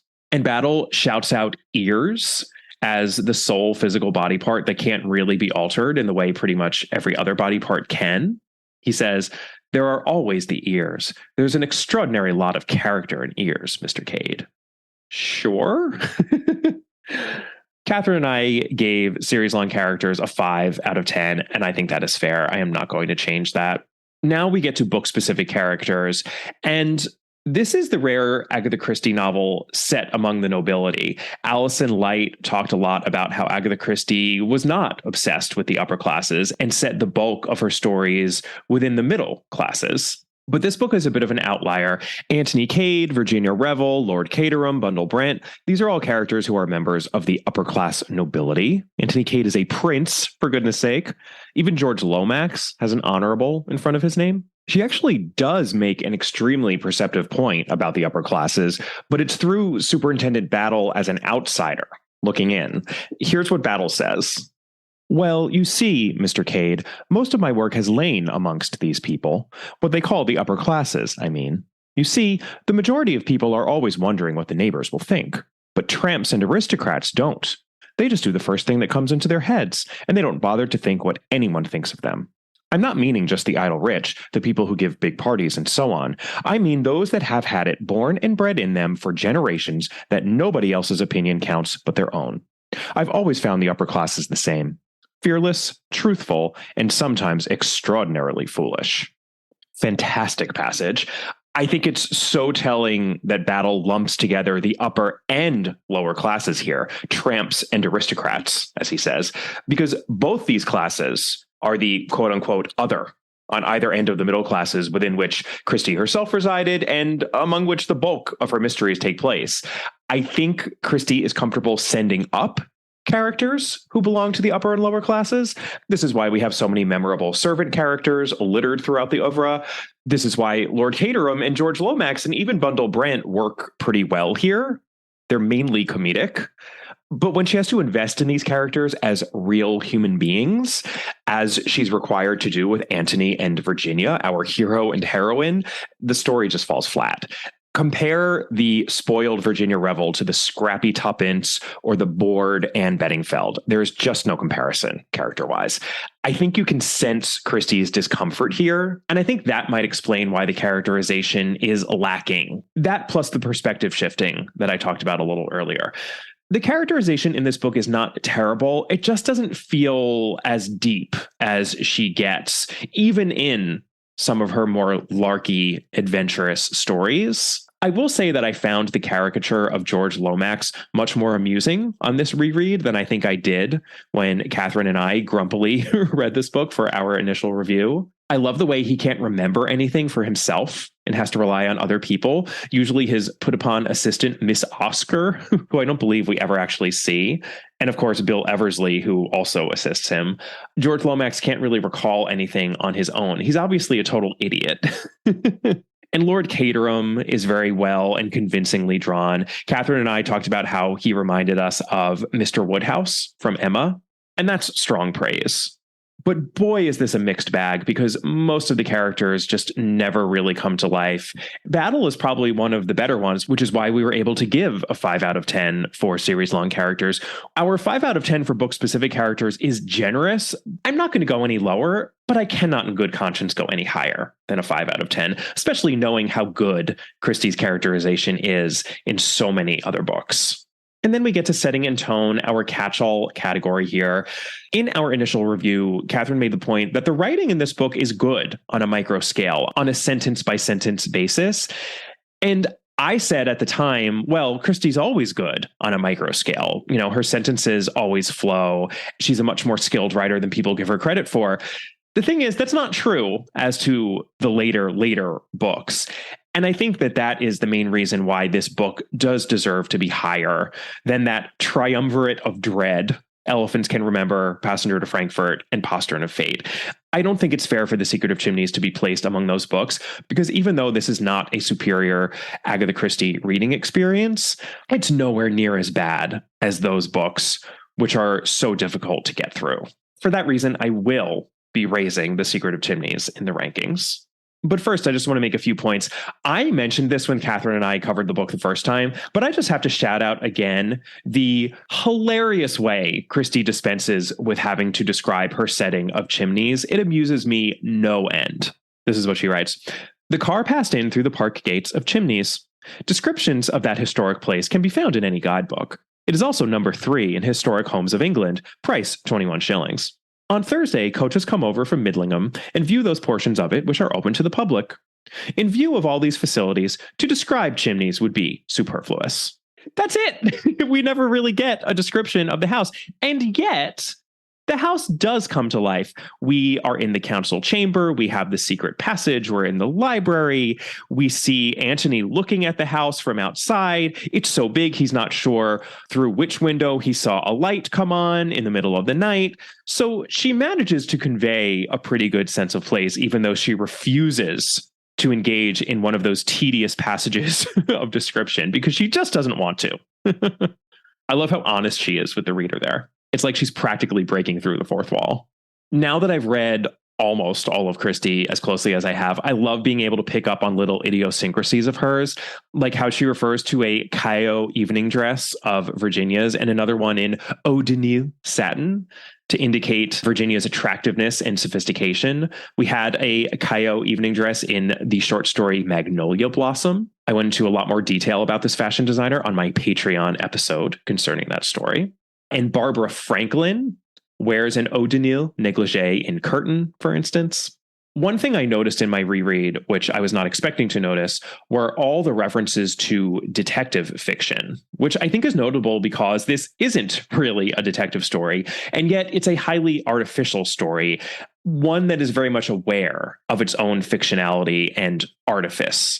And that's interesting. It's something that Agatha Christie does, but I think she actually does it better in this book than she does in some others, probably because she does it more thoroughly in this book than the few throwaway references she tends to make in her puzzle mysteries to, oh, this feels just like a detective story, et cetera, et cetera. Here's a rundown. We get the following from Anthony Cade.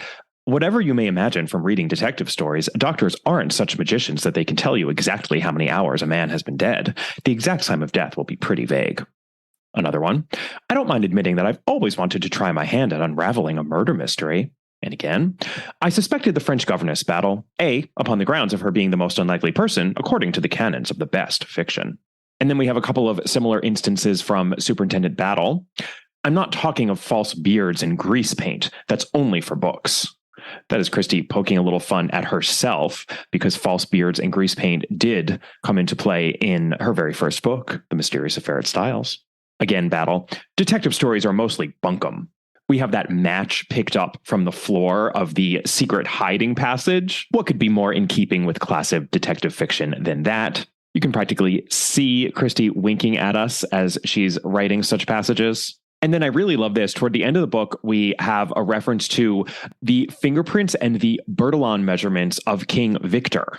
This, of course, is a ruse, but it's another nod to those classic physical clues that figure into detective fiction so often. I'm sure that my good friend Carla Valentine, who wrote all about the forensics of Agatha Christie, was quite chuffed to catch that reference. A final note on setting is that this book really does feel very much of its time as to depictions stuck in their time and its rompy atmosphere and pacing. But there is also an extremely topical reference to this novel, The Shake. Bundle is the one who makes it. Desert Love, Throw Her About, etc. She's making this reference to Lord Caterham, who then asks her cluelessly what The Shake is. Is it a poem? And Bundle just looks at him with, quote, commiserating pity, end quote. So The Shake was a novel published in 1919, just 1 year before The Mysterious Affair at Styles. So it is contemporary with early Christie, and it was a huge hit.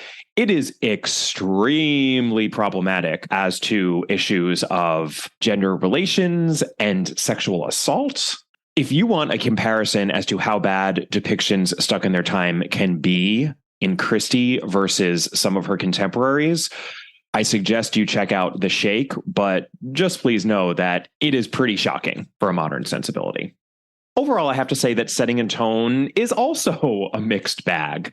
There's obviously a lot to celebrate here, but it is a breezy write as opposed to a breezy read. It feels a bit slapdash. It's much harder to get through than most Christies, even though there are some Christies that are harder to get through.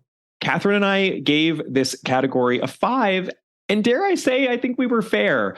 I can't really in good conscience give it a score higher than 5 because I know what heights Christie would go on to achieve in this category. So we are going to stick to a 5 for setting and tone. Now, as for depictions stuck in their time. In our initial review, I said that the depictions stuck in their time in this book felt a tick worse than in The Man in the Brown Suit. That novel had 5 deductions at the time, which is why this one got 6. The Man in the Brown Suit now has 7 deductions for depictions stuck in their time. And you know what? I still feel the same. I think that when it comes to depictions stuck in their time, this book is one of the worst in the canon. And it's because Christie thought she was being funny when she was being offensive. Yes, that is my impression, and she wrote in a specific time. I am not judging her here, but I am judging the text because that is what Catherine and I did on this podcast and what I am continuing to do. I find it extremely harmful to my read of what is supposed to be a breezy, diverting book that Christie thought she was being funny, making fun of Jewish people and servants from different countries, etc., etc. I stick to the fact that one of the worst instances of a depiction stuck in its time is from Death in the Clouds. And we have the same situation there. She makes a throwaway comment about Black people in that book in a humorous way. And it's the humor that amplifies the effect. Same with the ending of Peril at End House. And there are just so many similar instances here. So I am going to raise the number of deductions for depictions stuck in their time to just a tick worse than The Man in the Brown Suit. I am going to deduct 8 points for depictions stuck in their time. And do you know what that means, my friends? The Secret of Chimneys still has an overall score of 16 points. We've got 5 plus 4 plus 5 plus 5 plus 5 minus 8 points, which equals 16 points overall. However, we have many titles at the bottom of the rankings grid that have earned 16 points. These titles are as follows: Hickory Dickory Dock, The Big Four, Elephants Can Remember, Passenger to Frankfurt, and The Secret of Chimneys. At present, The Secret of Chimneys rests at the bottom of that ignominious group. I am going to go ahead and put Secret of Chimneys near the top of that ignominious group, just below Hickory Dickory Dock, and just above The Big Four. I think Catherine would be pleased by that. She loathed The Big Four. I talked in my last episode about the very specific issues involved in ranking The Big Four, since it really is more of a collection of short stories than a novel. So I'm fine with The Big Four being as low as it is. The Secret of Chimneys is now in 62nd place as opposed to 65th place. And our 10 bottom-ranked titles are as follows: The Seven Dials Mystery, Death Comes as the End, Destination Unknown, They Came to Baghdad, Hickory Dickory Dock, The Secret of Chimneys, The Big Four, Elephants Can Remember, Passenger to Frankfurt, and Postern of Fate. I feel very comfortable with that bottom 10. I will at some point, not anytime soon, because this was exhausting, I will at some point be revisiting Death Comes as the End. I know there are many of you who believe it should be higher than it is. I put in a lot of work there to raise The Secret of Chimneys 3 slots higher, but I'm so glad I did because I have such a greater and deeper appreciation for this book now than I did before I revisited it. And it's always a joy to read any Agatha Christie, even The Secret of Chimneys. Before I go, I have a few parting thoughts, 3 parting thoughts to be exact. The first is that I think Christie does not do well when it comes to depictions stuck in their time when her story involves a cast of non-English characters appearing on English soil. This does not actually happen all that often. The other book where this is very much the case is Hickory Dickory Dock. Usually, if a book is set in England, then it is populated mainly or exclusively by English characters.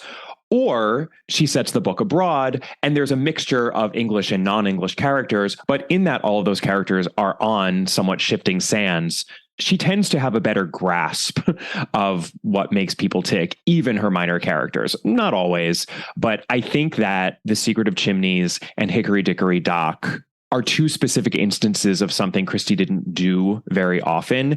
And she doesn't pull off her characterization of these non-English people in England particularly well.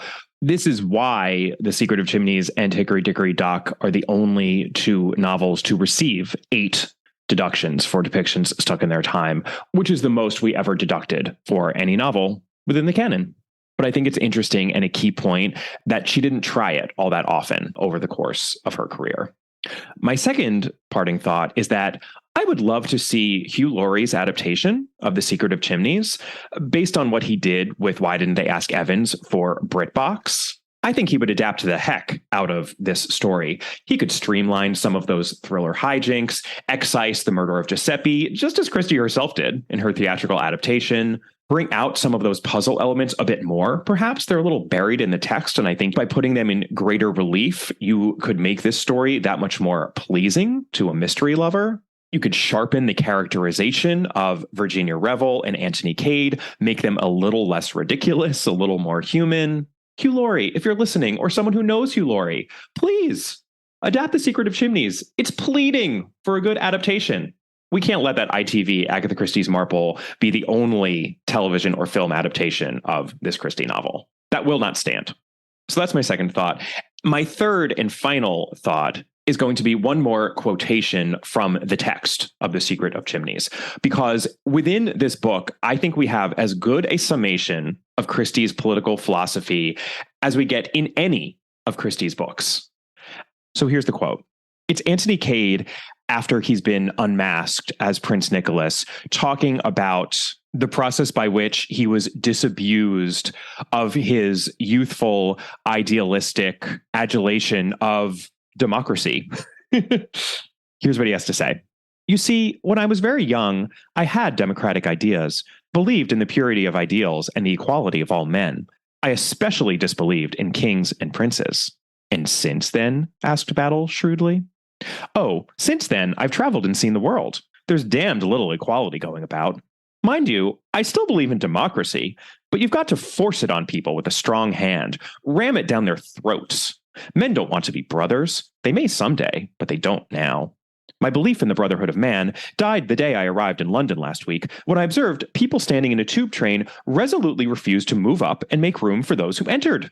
You won't turn people into angels by appealing to their better natures just yet a while.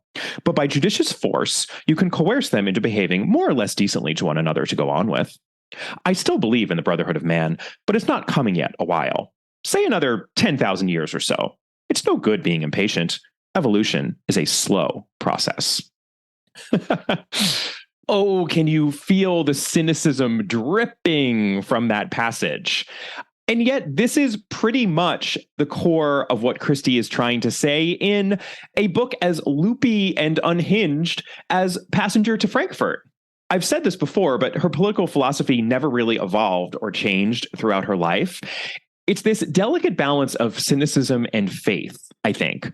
Christie believes both in the inherent goodness of people and the inherent badness of people. This is why she was able to create a character like Miss Jane Marple, who is a devout Christian woman, but is convinced with every bone in her body that people are garbage. They're trash.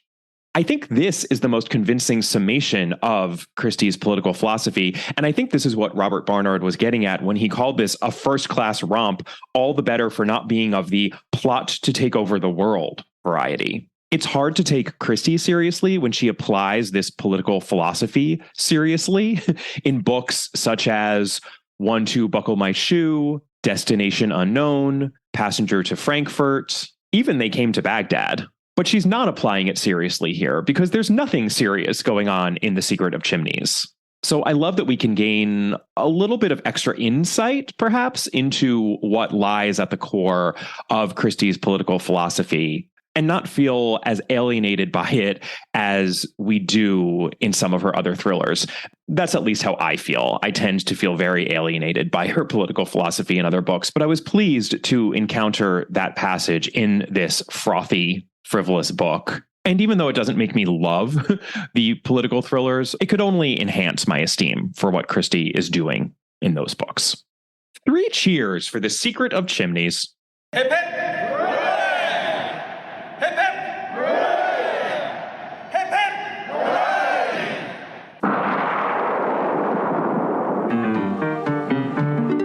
one more true story for you all. The hip hips that you just heard are the actual ones that I witnessed firsthand at the Royal Exchange in London when I was in England for the International Agatha Christie Festival and the current king acceded to the throne. I thought that was appropriate, given where The Secret of Chimneys ends.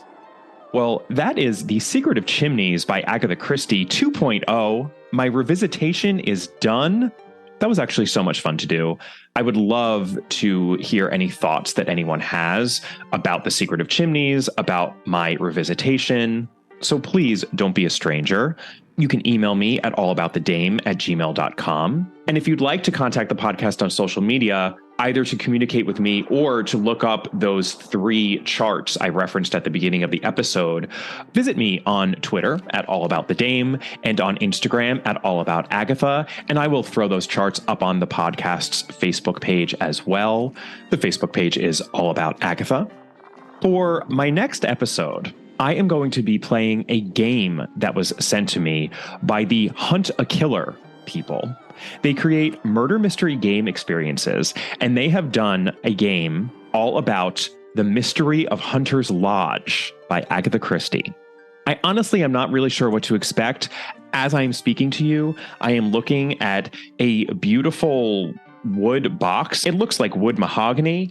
It honestly doesn't look unlike the box each character receives in Rian Johnson's Glass Onion. I'm both thrilled and terrified to say. It has the letters HP in a fancy curlicue script on a metal plate affixed to the top of the box. I am so excited, Jesse Spano style. So we are going to experience that game together. We haven't delved into the world of video game adaptations, live game experiences, and other such avenues of enjoyment when it comes to Agatha Christie, but there is quite a bit of content out there, so I'm excited to dip a toe into this area by playing this game, which was provided to me for free for purposes of doing exactly what I'm doing. So I want to be clear about that. I will be mentioning that in the episode as well. I'm not getting paid to play this game, but the game was provided to me for free for purposes of promotion. So that will be my next episode. And in the meantime, if you haven't yet given the podcast a rating and or a review, please, please, please. It helps me out so much. It is so appreciated. Just go do it wherever you're listening to this podcast right now. And I'll see you next time. Bye.